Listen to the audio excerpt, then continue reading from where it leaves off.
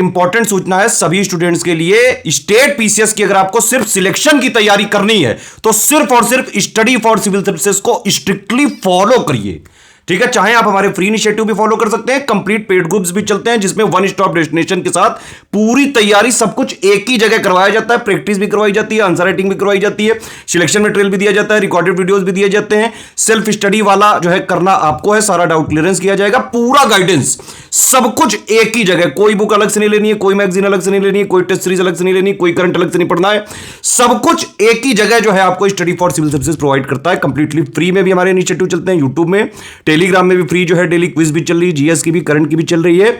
UP PCS की complete सिर्फ और सिर्फ सिलेक्शन की तैयारी करनी है, प्रीलिम्स की, मेंस की, इंटरव्यू की, तो स्टडी फॉर सिविल सर्विसेज को आप ज्वाइन करें। बीपीएससी की चाहे 71 वाले की हो, 70 वाले की हो, यूपी पीसीएस की चाहे 2024 की प्री मेंस की हो, 2025 की हो, सारे कोर्सेज चल रहे हैं। इवन राजस्थान पीसीएस का कोर्स चल रहा है, एमपी पीसीएस का कोर्स चल रहा है, उत्तराखंड 2025 की कंप्लीट प्रीलिम्स और मेंस की तैयारी का कंप्लीट सिलेक्शन तक की तैयारी का कोर्स चल रहा है लगातार स्टडी फॉर सिविल सर्विसेज पर। हरियाणा पीसीएस की तैयारी का भी कोर्स चल रहा है, छत्तीसगढ़ पीसीएस का भी आने वाला है, जेपीएससी का भी आने वाला है। स्टडी फॉर सिविल सर्विसेज के ऐप को आप इंस्टॉल कर सकते हैं, वहां पे कोई पीडीएफ वगैरह चाहिए आपको तो आप पीडीएफ भी बाई कर सकते हैं, करंट अफेयर वगैरह की। कोई कोर्स चाहिए, UP special, MP special, Uttarakhand special, Rajasthan special, इस टाइप के कोर्सेज भी वहां पे अवेलेबल हैं। कंप्लीट टेस्ट सीरीज चाहिए, चाहे 2025 की, 2024 की, बीपीएससी, यूपीपीएससी है ना, एमपीपीएससी, राजस्थान वाली आरएएस वाला जो परीक्षा है, सबकी जो है सारी टेस्ट सीरीज बिल्कुल fresh, exam oriented, exact official syllabus plus latest and pattern के हिसाब से कंप्लीटली रिवाइज्ड और अपडेटेड, जो आज का डायनेमिक पैटर्न चल रहा है उस पर आधारित कंप्लीट तैयारी आप कर सकते हैं। स्टेट पीसीएस की, आरओ की, बीओ की, प्लस कई सारे हमारे कोर्सेज चलते रहते हैं। वनडे एग्जाम्स के लिए भी हमारा एक इनिशिएटिव चल रहा है, ज्ञान सर एजुकेशन ऐप भी चल रहा है और उसका यूट्यूब चैनल भी चल रहा है। जल्दी हमारे यूपीएसआई और बिहार एसआई के भी बैचेस चालू होने जा रहे हैं, तो पुलिस वाले एग्जाम की भी कंप्लीट सिलेक्शन तक की तैयारी का सिर्फ और सिर्फ स्टडी फॉर सिविल सर्विसेज मिल जाएगा। ज्ञान सर एजुकेशन जो है वनडे एग्जाम्स के लिए है, वहां आपको आरआरबी के सारे कोर्सेज मिल सकते हैं, एसएससी जीडी मिल सकता है, एसएससी सीजीएल मिल सकता है, प्लस आने वाले टाइम पे सारे कोर्सेज बहुत ही कम जो है प्राइसेस में, बिल्कुल अफोर्डेबल प्राइस में, और सिर्फ सिलेक्शन की तैयारी बिना कोई टाइम वेस्ट किए हुए। क्योंकि वनडे एग्जाम में ज्यादातर जितने प्लेयर हैं टाइम वेस्ट बहुत करते हैं, कई सारे स्टूडेंट ने बहुत बार जो है हमसे रिक्वेस्ट करी है, इसीलिए वनडे का सिर्फ और सिर्फ टू द पॉइंट, जितना एग्जाम में सिलेक्शन के लिए जरूरी सिर्फ उतना जो है का कोर्स, कंप्लीट टेस्ट सीरीज वगैरह सारे जो है हम बहुत जल्द जो है लॉन्च कर रहे हैं। यूपीएसआई का भी आने वाला है, बीआरएसआई का भी आने वाला है, और आरआरबी वगैरह का ऑलरेडी चल रहा है। दोस्तों, स्वागत है आपका स्टडी फॉर सिविल सर्विसेज में। उत्तर प्रदेश सरकार की योजनाओं को हम देखने जा रहे हैं इस वीडियो के माध्यम से। नवंबर 2024 तक हमने पूरा अपडेटेड एडिशन आपके सामने प्रस्तुत किया है। बिल्कुल रिवाइज एडिशन है, इसमें कुछ भी आपको बाहर से ना तो वेरीफाई करना है ना जोड़ना है, सिर्फ पढ़ लेना है, देख लेना है, इतना ही काम आपका है और इसे सिर्फ आप ही कर सकते हैं। आपके बदले में कोई दूसरा ना तो पढ़ सकता है ना देख सकता है, तो ये काम आपको अपने लिए करना होगा। और अगर आप किसी भी भविष्य में एग्जाम को देने जा रहे हैं, यूपी पीसीएस का प्रीलिम्स है नज़दीक में एकदम, उसके अतिरिक्त समीक्षा अधिकारी वाला है, ज़्यादातर जो कैंडिडेट यूपी पीसीएस दे रहे हैं वो आरओ भी दे रहे हैं, तो उनके लिए ये बेनिफिशियल है। और इनफैक्ट कोई भी वनडे एग्जाम है, यहाँ तक कि मेंस भी अगर आप देने जा रहे हैं, जनरल स्टडी से रिलेटेड क्वेश्चन आते हैं, ठीक है। सिलेबस अगर आपका है और उसमें जीएस पूछा जाता है तो गवर्नमेंट स्कीम तो पूछी ही जाती है, और स्टेट गवर्नमेंट का अगर आप कोई एग्जाम दे रहे हैं तो यूपी का अपना पूछा ही जाएगा। तो इस वीडियो को आपको स्किप नहीं करना है, पूरा देखना है शुरू से लेकर अंत तक। तो आइए बिना विलंब आरंभ करते हैं। इसे बताने का हमारा तरीका जो है वो टेबुलर फॉर्म में है, मतलब कॉलम हमने बना रखे हैं, ये टेबल बनी हुई है, इसमें सारी चीज़ें आपको अलग अलग करके दी गई हैं, यानी आपको इसमें कुछ सेपरेट भी नहीं करना है, सिर्फ देख लेना है। तो पहले आप देखेंगे योजना, समिति या अभियान जो भी है उसका नाम, उसके बाद शुरुआत कब हुई, मंजूरी कब मिली और पर्पज़ क्या है। बिना उद्देश्य की कोई योजना नहीं लाई जाती, तो वो पर्पज़ भी आप देखें। सबसे पहला अभियान है शून्य गरीबी उत्तर प्रदेश अभियान। उत्तर प्रदेश से गरीबी मिटानी है और इसका लक्ष्य रखा गया है। 2 अक्टूबर 2024 की तारीख थी। मुख्यमंत्री जी ने गांधी जयंती के मौके पर एक साल के भीतर पूरे प्रदेश को गरीबी से मुक्त करने की घोषणा की। ये बहुत ही महत्वाकांक्षी घोषणा है अपने आप में। अब इस अभियान के तहत होगा क्या कि हर ग्राम पंचायत में सबसे गरीब 10 से लेकर 25 परिवारों को चिन्हित किया जाएगा और उन्हें मुख्य धारा में लाने में मदद की जाएगी। अगला हम देखने वाले हैं उत्तर प्रदेश उच्च शिक्षा प्रोत्साहन नीति को। 2024 की ये पॉलिसी है, मंत्रिपरिषद के द्वारा इसको मंजूरी मिली 1 अक्टूबर की तारीख में। अब मंत्रिपरिषद ने प्रदेश में निजी विश्वविद्यालयों की स्थापना के लिए, जो प्राइवेट यूनिवर्सिटीज़ हैं, उनके लिए प्रायोजक निकायों को प्रोत्साहित करने हेतु इस नीति को, जैसे कि आप यहाँ देख रहे हैं, इसको मंजूरी दी है, मतलब इसके लिए अनुमोदन किया है। इसमें होगा ये कि Rajiv Gandhi memorial academic welfare society के द्वारा, ये सोसाइटी का नाम आप याद रखेंगे, इसके द्वारा मेरठ में विद्या विश्वविद्यालय की स्थापना की जाएगी। ठीक है, ये एक फैक्ट इसमें दिखाई देता है। इसके बाद एम सैंड नीति को आप देख रहे हैं, ये 2024 की है। अक्टूबर 2024 में इसको लागू कर दिया गया है प्रदेश में। ठीक है, मंजूरी मिलना एक अलग बात होती है और इम्प्लीमेंट कर देना वो दूसरी बात होती है। तो यहाँ लागू कर दिया गया है और इसका मकसद क्या है ये अवश्य ही पता होना चाहिए। तो मकसद ये है कि विकास और निर्माण के कार्यों को गति दी जाएगी और इस नीति के तहत नदी में बालू के विकल्प के तौर पे, नदी का जो बालू है उसके विकल्प के तौर पे कृत्रिम बालू यानी जो एम सैंड है उसको बढ़ावा दिया जाएगा। अभी तक हम लोग बालू का इस्तेमाल जो करते हैं बेहिसाब, अपने मकान और कंस्ट्रक्शन वर्क्स जितने भी होते हैं उसमें बालू लगाते हैं, तो वो नदियों से आती है। और नदियाँ लाती कहाँ से हैं? तो पहाड़ों को पीस पीस कर ले आती हैं, चूरा उसी का, पत्थर का चूरा है ना, बालू वही होता है। तो ये एक प्राकृतिक चीज़ है और जितनी बेरहमी से हम इसका अवैध खनन कर रहे हैं, इसमें भी माफिया लगे होते हैं। तो बालू की जिस तरह से हम खुदाई कर रहे हैं उससे नदी को नुकसान पहुंचता है। दूसरी ये चीज़ है कि ये प्राकृतिक संपदा, ये अनलिमिटेड तो है नहीं, बालू ज़्यादा भले ही है लेकिन इतना भी वो नहीं है। तो ऐसे में हमारे पास कुछ विकल्प होने चाहिए। तो ये आर्टिफिशियल सैंड। इसके बाद आप देखेंगे रोड टू स्कूल प्रोजेक्ट को। मुख्यमंत्री जी के द्वारा 20 अगस्त 2024 को निपुण भारत मिशन जो चल रहा है नेशनल लेवल पे, उसी के तहत गोरखपुर में रोड टू स्कूल के पहले प्रोजेक्ट का इनॉग्रेशन किया, शुभारंभ किया। अब इसमें पर्पज़ और इसके बारे में थोड़ा देख लीजिए। इस प्रोजेक्ट के तहत पहले चरण में यानी फर्स्ट फेज जो है गोरखपुर के चरगावा ब्लॉक में, ये ब्लॉक को याद रखिएगा, गोरखपुर का ये चरगावा ब्लॉक है, वहाँ पर सभी 78 परिषदीय विद्यालयों का मतलब यहाँ हो गया कि प्राथमिक, उच्च प्राथमिक और कंपोजिट तीनों इसमें शामिल होते हैं, उन तीनों को इसके अंतर्गत लाया गया है। और रोड टू स्कूल हिंदुजा समूह की जो अशोक लेलैंड कंपनी है, लीलैंड नहीं लेलैंड, तो लेलैंड कंपनी है, तो इसके और लर्निंग लिंक फाउंडेशन की मिलीजुली पहल है। इसमें अशोक लेलैंड और दूसरा जो लर्निंग लिंक है, ये दोनों मिले हुए हैं, दोनों का ये अपना इनिशिएटिव है कंबाइंड। नेक्स्ट आप देखने वाले हैं रोड टू स्कूल के बाद संस्कृत छात्रवृत्ति योजना को। इसमें जो संस्कृत की शिक्षा है, संस्कृत भाषा है, उसको प्राथमिकता देने के लिए, उसको बढ़ावा देने के लिए छात्रों की पात्रता को विकसित करना आवश्यक है। क्योंकि आज के समय में संस्कृत सीखने की प्रवृत्ति लोगों में घट गई है। घट क्या गई है? जीरो ही समझिए। हिंदी लोग नहीं पढ़ना चाह रहे हैं, हिंदी लोग बोलना नहीं चाह रहे हैं, उसमें अपमान समझ रहे हैं। ये सही हो या नहीं हो वो एक तरफ की बात है, जो चल रहा है समाज में उसकी बात की जा रही है। तो जब हिंदी से ही कतरा रहे हैं तो संस्कृत तो बहुत दूर की बात है। हिंदी तो आसान भाषा है, उससे लोग कन्नी काट के भाग जा रहे हैं, तो संस्कृत तो बहुत टेढ़ी चीज़ है उसकी तुलना में। तो ऐसे में संस्कृत की शिक्षा को बढ़ावा देने के लिए एक स्कॉलरशिप प्रोग्राम प्रदेश सरकार के द्वारा शुरू किया गया है। और यहाँ आप देखेंगे कि मुख्यमंत्री जी ने संपूर्णानंद संस्कृत विश्वविद्यालय में एक नई छात्रवृत्ति योजना को लॉन्च किया है। इसका उद्देश्य है पूरे राज्य में संस्कृत के जितने भी विद्यार्थी हैं, संस्कृत सीखने वाले जितने भी छात्र हैं, उन्हें सहायता प्रदान करना। और इस योजना के तहत उत्तर प्रदेश में संस्कृत पढ़ने वाले 69,195, संख्या अच्छी खासी है, 69,195 छात्रों को 586 लाख की छात्रवृत्ति बांटी जाएगी। मतलब ये नहीं कि एक बच्चे को ही 586 पकड़ा दिया जाएगा, ऐसा नहीं है। मतलब जितने हैं उनमें ये जितनी भी छात्रवृत्ति का यहाँ आंकड़ा दिया हुआ है उसका वितरण किया जाएगा। अगला अपना प्रोग्राम है, या प्रोग्राम आप कहें चाहे पहल कहें, ये है ग्रीन अयोध्या फंड पहल है और धारणीय शहरी विकास के लिए ये अयोध्या क्षेत्र का है। अक्टूबर 2024 में अयोध्या ने धारणीय शहरी विकास और पर्यावरण संरक्षण के लिए ग्रीन अयोध्या फंड की शुरुआत की है और यह टिकाऊ शहरी परिदृश्यों के लिए पर्यावरण के जो लक्ष्य हैं उनको मद्देनजर रखेगा। मतलब ये हुआ कि अपशिष्ट प्रबंधन हो गया, नवीकरणीय ऊर्जा हो गई, शहरी हरियाली का मामला हो गया, प्रदूषण में कमी लाने की बात है, वो सारे प्रोजेक्ट इसके अंतर्गत लाए जाएंगे। मतलब शहर जो है वो विकास का प्रतिमान होता है, विकास का पहिया वहीं से होकर गुजरता है, या ये कहिए कि विकास का रथ वहाँ से होकर गुजरता है। गांव तो सिर्फ एक रॉ मटेरियल या प्राइमरी सेक्टर की तरह से भूमिका निभाते हैं। ये सच है कि गांव और खेत जो है वो भारत की बैकबोन है, भारत की अर्थव्यवस्था की बैकबोन है। लेकिन आज की जो स्थिति है ना, उसमें ये कड़वी हकीकत है कि गांव जो है वो साइड में कर दिए गए, वहाँ से सिर्फ रॉ मटेरियल लिया जा रहा है, उनको एक बतौर कॉलोनी यूज़ किया जा रहा है। जैसे पहले के समय में अंग्रेज़ों ने हमें उपनिवेश बना लिया था, है ना, यहाँ से दोहन करते थे, एक्सप्लोर करते थे।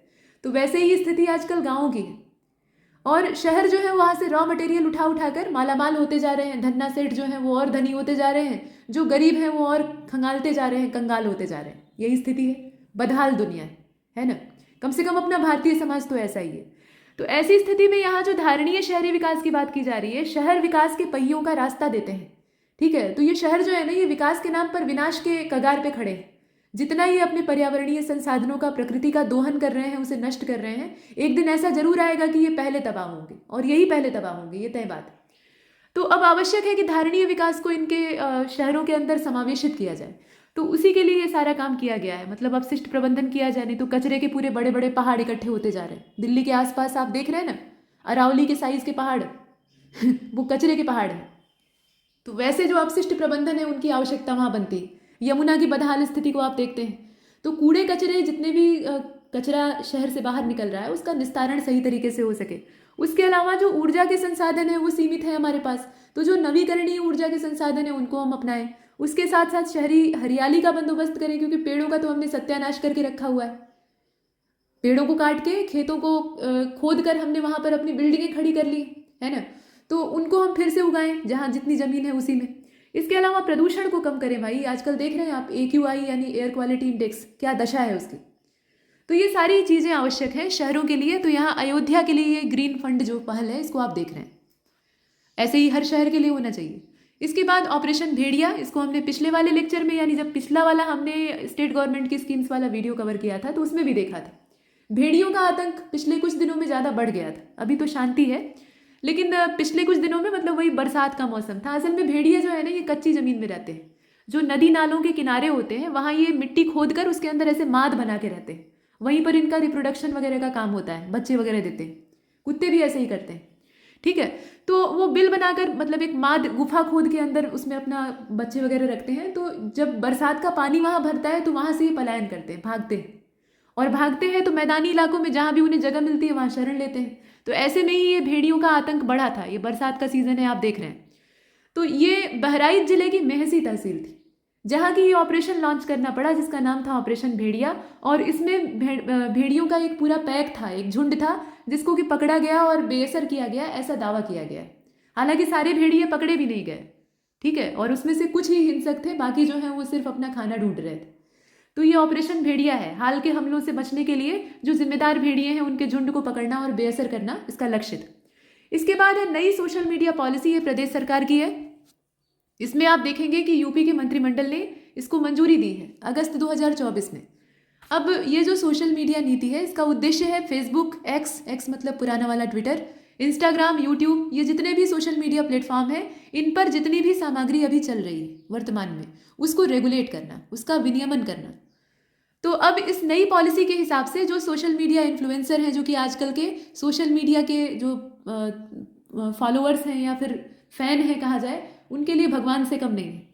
तो ये जो इन्फ्लुएंसर्स हैं, ये अपने प्लेटफॉर्म पर सरकार की योजनाएं, सरकारी योजनाएं जो हैं, और सरकार के जितने इनिशिएटिव हैं, जो सरकार उनसे साझा करने के लिए कहेगी, उसको साझा करें, शेयर करें अपने प्लेटफॉर्म के माध्यम से।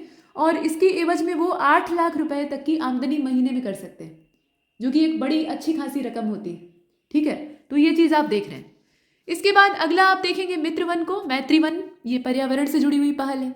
और योगी जी के नेतृत्व में उत्तर प्रदेश सरकार ने वृक्षारोपण जन अभियान, जो 2024 वाला था, एक महत्वाकांक्षी मिशन था, तो इसी के अंतर्गत ये मित्र वन नाम का जो एक इनिशिएटिव है, इसको लॉन्च किया। और 20 जुलाई 2024 को पौधारोपण अभियान शुरू हो गया था, बरसात के सीजन में होता है। तो अब यहाँ पर लक्ष्य ये रखा गया था इस महत्वाकांक्षी योजना में कि नेपाल तथा अन्य जितने भी हमारे इंटरनेशनल बॉर्डर हैं, वैसे यूपी का जो इंटरनेशनल बॉर्डर है वो नेपाल के साथ ही लगता है, बाकी और कहीं हमारी किसी देश के साथ सीमा तो लगती नहीं है ना।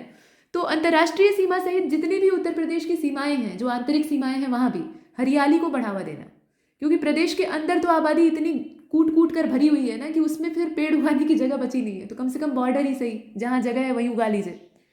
कुछ और फैक्टर इसमें दिखाई देते हैं, जैसे कार्बन क्रेडिट के माध्यम से किसानों की आमदनी बढ़ाने की बात की गई थी। और 20 जुलाई का जो ये कैंपेन था, उसमें करीब मतलब वृक्षारोपण को प्रोत्साहित तो किया ही गया था। इसमें 35.5 करोड़ वृक्षों को लगाए जाने की बात की गई थी। ठीक है, इस चीज को आपने देखा। अगला अपना है माता टीला, जामनी और अर्जुन सागर बांधों पर तैरने वाला सोलर प्रोजेक्ट। ये सोलर परियोजना जो है ना, ये बांधों के अंदर जो रिजर्वायर है वहां तैर रही होगी, तैर कर ये सोलर एनर्जी से चार्ज होकर अपना काम करेगी। तो अब यहाँ ये बुंदेलखंड क्षेत्र के ये सारे बांध हैं, माता टीला, जामनी और अर्जुन सागर, इस पर ये प्रोजेक्ट शुरू हुआ है। 160 मेगावाट बिजली का उत्पादन यहाँ से हो सकेगा, ऐसा अंदाजा लगाया गया। चारा नीति को भी देख लीजिए, पशुपालन विभाग के द्वारा इसको मंजूरी दी गई है और ये जो नीति है ये काम करेगी 2024 का जो संस्करण है वहाँ से 2029 तक, यानी 5 साल तक।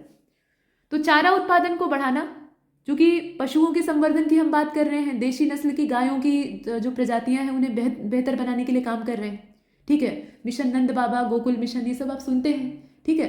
तो उस दिशा में चारा या जो पशु खाद्यान्न है उसका भी उत्पादन बेहतर होना चाहिए पशुओं को खाने के लिए, तो उसी दिशा में ये काम करेगी।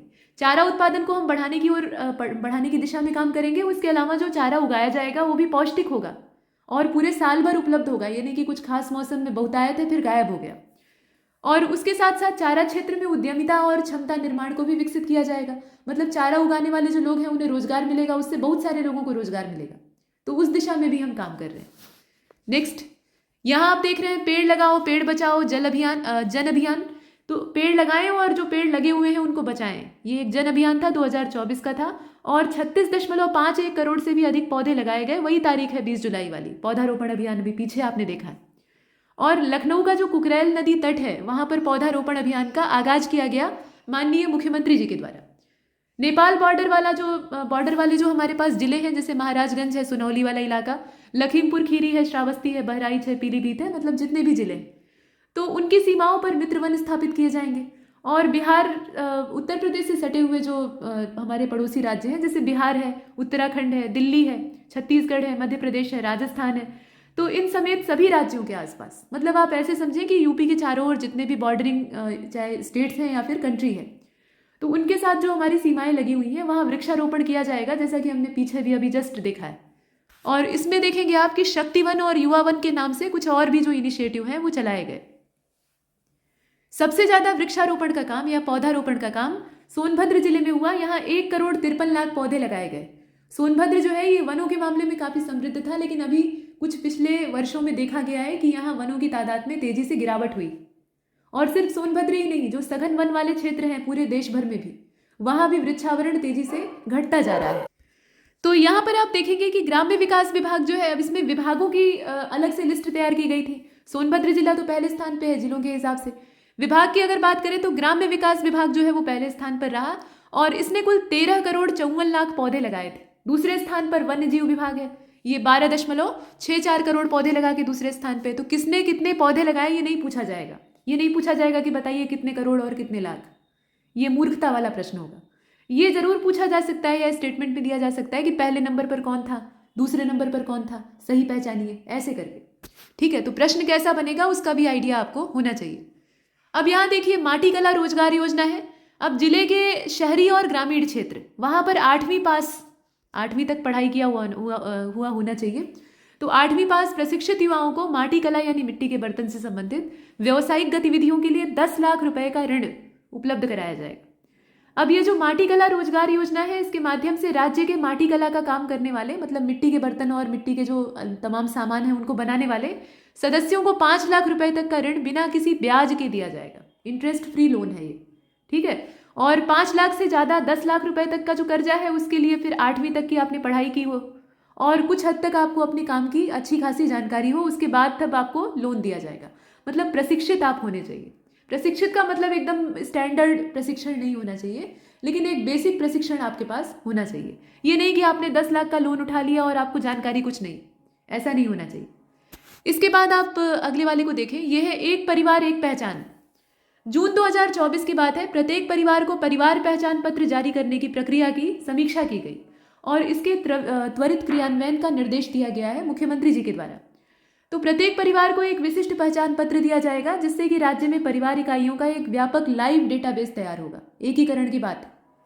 महादेवी वर्मा श्रमिक पुस्तक क्रय धन योजना, किताब खरीदने के लिए पैसा, 2022 में शुरू की गई ये योजना है। इसका उद्देश्य था स्नातकोत्तर की पढ़ाई कर रही जो लड़कियां हैं, ठीक है, स्नातकोत्तर यानी पोस्ट ग्रेजुएशन की पढ़ाई कर रही हैं, तो ऐसी जो गरीब परिवारों की लड़कियां हैं, जो कि निर्माण श्रमिकों की बेटियां हैं, उनको एक मुश्त अनुदान दिया जाए ताकि वो अपनी अध्ययन सामग्री, पाठ्य सामग्री को खरीद सके। किताब खरीदने के लिए उनके पास धन अभाव न रहे, इसलिए ये एक तरह की फंडिंग है। इसके बाद आप देख रहे हैं हरित हाइड्रोजन परियोजना को। उत्तर प्रदेश की कैबिनेट के द्वारा ये 5 वर्षीय हाइड्रोजन नीति है, उसके मंजूरी दी गई और ये तारीख है मार्च 2024 की। तो यह परियोजना अगर सफल हो जाती है तो उसके बाद भारत के राष्ट्रीय हरित हाइड्रोजन मिशन के अंतर्गत 2030 तक 5 मिलियन टन वार्षिक उत्पादन तक पहुंचने का जो लक्ष्य है उसका हम 5वां भाग पूरा कर लेंगे। ठीक है, लक्ष्य का जो 5वां हिस्सा है उसको हम पूरा कर लेंगे। इसके बाद आप देखेंगे एम युवा को, ये मुख्यमंत्री युवा उद्यमी विकास योजना है और ये योजना नहीं बल्कि एक बड़ा व्यापक अभियान है। ठीक है, तो ये जो अभियान है इसको लॉन्च किया गया था अगस्त 2024 में, घोषणा की गई थी इसकी। लक्ष्य ये है कि हर साल 1 लाख युवा उद्यमी जो है उन्हें 5 लाख रुपए तक की परियोजनाओं के लिए ब्याज मुक्त ऋण प्रदान किया जाएगा, इंटरेस्ट फ्री लोन। इसमें कोई भी किसी भी तरह का इंटरेस्ट नहीं लगेगा। और इस पहल के लिए वित्तीय वर्ष 2024-25 के बजट में 10,000 करोड़ रुपए की धनराशि का आवंटन किया गया था। अगला आप देख रहे हैं प्रोजेक्ट प्रवीण, और प्रोजेक्ट प्रवीण को 2022-23 में एक पायलट प्रोजेक्ट के रूप में शुरू किया गया था।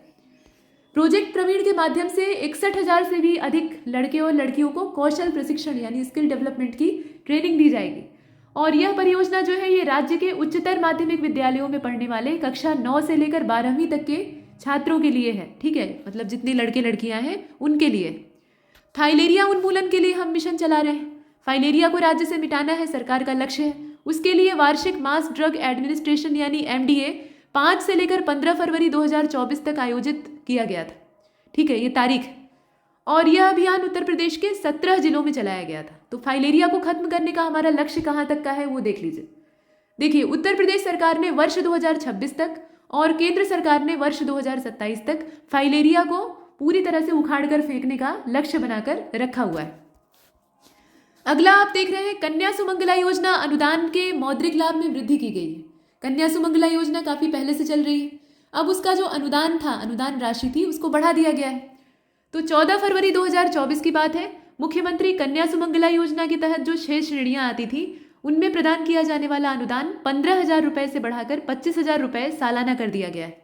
ठीक है, ये अप्रैल 2024 से लागू हुआ है। तो कुल मिलाकर कन्या सुमंगला का जो बहुउद्देशीय दायरा था उसमें कुल मिलाकर ये था कि महिला सशक्तिकरण की बात की गई थी, महिलाओं का उत्थान।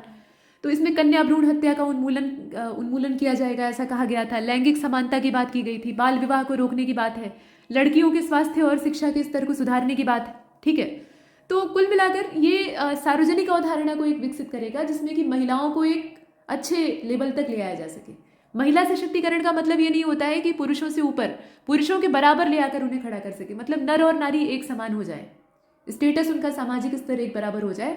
तो उसी दिशा में कन्या सुमंगला काम कर रही है। तो ये पुरानी योजना है, अप्रैल 2019 की है, महिला कल्याण विभाग के द्वारा। ठीक है, लेकिन इसमें मौद्रिक लाभ को बढ़ा दिया गया है, अभी 25,000 हो गया है, वो ध्यान दीजिएगा। इसके बाद आप देखेंगे अगले वाले कोई है 17 प्रमुख शहरों को सौर शहरों में बदलने की योजना। तो फरवरी 2024 की बात, उत्तर प्रदेश सरकार ने शहरों और सौर शहर कई सारे शहरों को, मतलब ये 17 प्रमुख शहर हैं जिन्हें कि सौर शहरों के रूप में विकसित करने की योजना का अनावरण किया है। तो सौर ऊर्जा को बढ़ावा देने के लिए ये सारा काम किया जा रहा है। इसमें अयोध्या और वाराणसी जैसे जो प्रतिष्ठित शहर हैं उन्हें शामिल किया गया है। अयोध्या को राज्य की पहली सोलर सिटी के रूप में स्थापित करने का प्रयास, ये सारा कुछ आपने यहाँ पर देखा। 17 इनकी तादाद है जिसमें कि अयोध्या और वाराणसी को पहले स्थान पर रखा गया है। इसके बाद आप देख रहे हैं सड़क सुधार योजना को। तो उत्तर प्रदेश सरकार के द्वारा शहरों में रह रहे जो लोग हैं उनको बेहतर सड़क की सुविधा उपलब्ध कराने के लिए मुख्यमंत्री सड़क सुधार योजना को शुरू किया जाएगा। और वर्ष 2023-24 वित्तीय वर्ष जो है उसमें 1,000 करोड़ रुपए की इसके लिए व्यवस्था की गई। 1 लाख से अधिक आबादी वाले शहरों में मुख्यमंत्री सड़क सुधार योजना की शुरुआत की जाएगी। नेक्स्ट आप यहाँ पर देखें, ये है निषाद राज बोर्ड सब्सिडी योजना। 29 मार्च 2023 की तारीख है। निषाद राज बोर्ड सब्सिडी योजना के क्रियान्वयन से संबंधित दिशा निर्देशों को अनुमोदित किया गया है। और इसमें आप देखेंगे ये प्रदेश सरकार की कैबिनेट का काम है। 5 साल की इसकी संचालन की अवधि होगी। 2022-23 से लेकर ये 2026-27 तक क्रियान्वित रहेगी। मत्स्य पालन करने वाले और मत्स्याखेट पर निर्भर रहने वाले, यानी मछली पकड़कर शिकार करने वाले जो निर्धन मत्स्य पालक और मछुआरे हैं, उनको जल क्षेत्रों में शिकार माही और मत्स्य प्रबंधन हेतु आर्थिक रूप से मजबूत और स्वावलंबी बनाने की दिशा में ये कदम, और साथ में संबंधित जल क्षेत्रों में जो अवैध शिकार माही होती है उसकी रोकथाम और नियंत्रण के भी उपाय किए जाएंगे। तो ये सारा कुछ इससे कंट्रोल होगा। नेक्स्ट आप देख रहे हैं यहाँ पर कबाड़ नीति को। उत्तर प्रदेश की ये अपनी कबाड़ नीति है और ये 1 अप्रैल 2023 से शुरू हो गई है।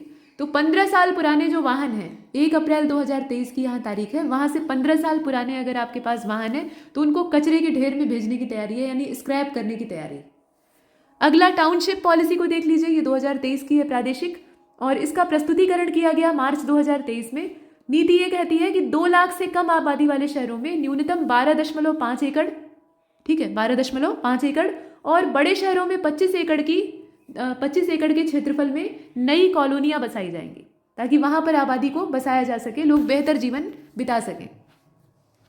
इसके बाद पहली खेल नीति है 2023 की, उत्तर प्रदेश की। 10 मार्च 2023 की तारीख में इसको मंत्रिमंडल ने मंजूरी दी है, और खेल नीति में ई स्पोर्ट्स को भी शामिल किया गया है। अपनी प्रादेशिक जो खेल नीति है उसमें ई स्पोर्ट्स को भी शामिल किया गया है, और ऐसा आधिकारिक तौर पे अपनी खेल नीति में ई स्पोर्ट्स को शामिल करने वाला प्रदेश जो है वो देश भर में पहला राज्य बन गया है। कुल मिलाकर यहाँ उत्तर प्रदेश की जो मंत्रिमंडल है, इसने उत्तर प्रदेश खेल विकास कोष, जिसे कि यूपीएसडी कहा जाता है, उत्तर प्रदेश खेल विकास कोष है, उसके लिए 10 करोड़ रुपए के प्राथमिक बजट का आवंटन किया है। मतलब इतना इसमें पैसा लगाकर इस कोष को, इस फंड को बनाया जाएगा। अगली योजना है अपनी अटल बिहारी वाजपेयी पावरलूम विद्युत फ्लैट रेट परियोजना, और ये जो योजना है इसको कैबिनेट की बैठक में मुख्यमंत्री जी के द्वारा मंजूरी दी गई। अटल बिहारी वाजपेयी पावरलूम विद्युत फ्लैट रेट योजना इसका पूरा नाम है। तारीख थी 5 अप्रैल 2023 की, और सरकार ने प्रदेश के जो पावरलूम बुनकर हैं उनको बड़ी राहत देते हुए बिजली बिल पर फ्लैट रेट की सुविधा देने की बात की, और इस योजना का लाभ 1 अप्रैल 2023 से दिया जा रहा है, 1 अप्रैल 2023 की तारीख। नेक्स्ट आप यहाँ पर देखेंगे शहरी विस्तारीकरण, ये नए शहर प्रोत्साहन योजना है असल में, और 5 अप्रैल 2023 में मंत्रिमंडल के सौजन्य से इसको अनुमोदन दिया गया। और ये जो विस्तारीकरण वाली योजना है, इसमें वित्तीय वर्ष 2022-23 का जो संस्करण है वहाँ से लेकर अगले आदेश तक, जब तक आता है, या अगर नहीं आता है तो 5 साल तक ही चलेगी, यानी फाइनेंशियल ईयर 2022-23 वाला जो है वहाँ से 5 साल के लिए। अब इसमें खास बात क्या होगा, बीच में अगर सरकार चाहे तो उसको रोक सकती है, लेकिन ऐसी जो महत्वाकांक्षी योजनाएं हैं ये आमतौर पर रोकी नहीं जाती हैं, बल्कि बढ़ाई जाती हैं। तो इस योजना में आवेदन के लिए उत्तर प्रदेश आवास और विकास परिषद, विकास प्राधिकरण तथा विशेष क्षेत्र प्राधिकरण जो है वो पात्र होंगे। और खास बात इसमें जानने लायक क्या हो सकती है, तो योजना के तहत विकसित की जाने वाली जो टाउनशिप है उसका न्यूनतम क्षेत्रफल होगा 12.5 एकड़। एकड़ क्षेत्रफल को नापने का एक बड़ा मात्रक होता है, तो ये 12.5 एकड़ का इसमें न्यूनतम दायरा होगा। अगली योजना अपनी है समर्थ, और समर्थ अभियान केंद्रीय ग्रामीण विकास और पंचायती राज मंत्री गिरिराज सिंह जी के द्वारा शुरू किया गया। ये 2023 की तारीख में 25 मई को लॉन्च हुआ। लखनऊ में जब अमृत महोत्सव मनाया जा रहा था तो उसी के तहत ये 50,000 ग्राम पंचायतों में डिजिटल लेन देन को बढ़ावा देने के उद्देश्य से लॉन्च किया गया एक मिशन। अब ये जो समर्थ अभियान है ये 1 फरवरी 2023 से शुरू हुआ था और 15 अगस्त 2023 तक ये जारी रहा। तो पीछे की बात है, लेकिन 1 साल 1.5 साल के अंदर का जो करंट अफेयर और डाटा होता है वो आपको पढ़ना होता है। तो आज़ादी के अमृत महोत्सव से इसका सीधा संबंध है, और इसी के अंतर्गत 50,000 ग्राम पंचायतों में जो डिजिटल ट्रांजैक्शन है, लेन देन है, उसको बढ़ावा देने के लिए इसको लॉन्च किया गया था। और फरवरी 2023 में उत्तर प्रदेश देश भर में डिजिटल ट्रांजैक्शन के मामले में पहले स्थान पर आ गया था। ये भी एक खास बात है। अगला आप प्रोग्राम देख रहे हैं, ये मुख्यमंत्री पर्यटन विकास सहभागिता योजना है। 12 मई 2023 की तारीख है। उत्तर प्रदेश मंत्रिमंडल के द्वारा इस योजना को या इससे संबंधित जो प्रस्ताव है उसको मंजूरी दी गई। इसका उद्देश्य क्या हो सकता है? तो उद्देश्य इसका यह है कि प्रदेश के प्रत्येक विधानसभा क्षेत्र के एक सर्वाधिक महत्वपूर्ण स्थल का चयन किया जाए, तथा पर्यटन संभावनाओं से परिपूर्ण अल्पज्ञात जो पर्यटन स्थल हैं उनको भी चिन्हित किया जाए, जिनकी जानकारी अभी बहुत लोगों को नहीं है, और उसके बाद उसे एक उच्च स्तरीय पर्यटन स्थल के तौर पे विकसित किया जाए। मतलब टूरिज्म को बढ़ावा देने के पर्पज से ये सारा काम किया जा रहा है। इसके लिए जो नए पर्यटन स्थल हैं उनको भी तैयार करने की बात की जा रही। अगली योजना हम देखने वाले हैं, ये है एक बीमा योजना जिसका नाम है सूक्ष्म उद्यमी दुर्घटना बीमा योजना। अब इसमें 21 अगस्त 2023 की तारीख में इसको शुरू किया गया था, और 28 जून 2023 को आप देखेंगे कि जो लोक भवन में बैठक हुई थी मुख्यमंत्री जी की अध्यक्षता में, कैबिनेट की बैठक, वहां पे इसे लागू करने का फैसला लिया गया था। तो फैसला जो लिया गया था वो तारीख पीछे की है, लागू जब किया गया वो तारीख थोड़ी आगे की। 18 से लेकर 60 वर्ष की आयु के जो उद्यमी हैं वो इस योजना के लिए आवेदन कर सकते हैं, और छोटे उद्यमियों को 5 लाख रुपए तक का दुर्घटना बीमा कवर इसमें मुहैया कराया जाएगा, सूक्ष्म श्रेणी वाले। नेक्स्ट आप देखने वाले हैं मातृभूमि योजना, उत्तर प्रदेश मातृभूमि योजना, और ये 2 जून से शुरू हुई 2023 में। पंचायती राज विभाग के सौजन्य से इसको शुरू किया गया और 60% धन इसमें व्यक्ति को देना पड़ेगा। मतलब इस योजना में जो धन निवेश करना है तो 60% हिस्सा उसका जो व्यक्ति शामिल इसमें है वो चुकाएगा और 40% हिस्सा राज्य सरकार देगी।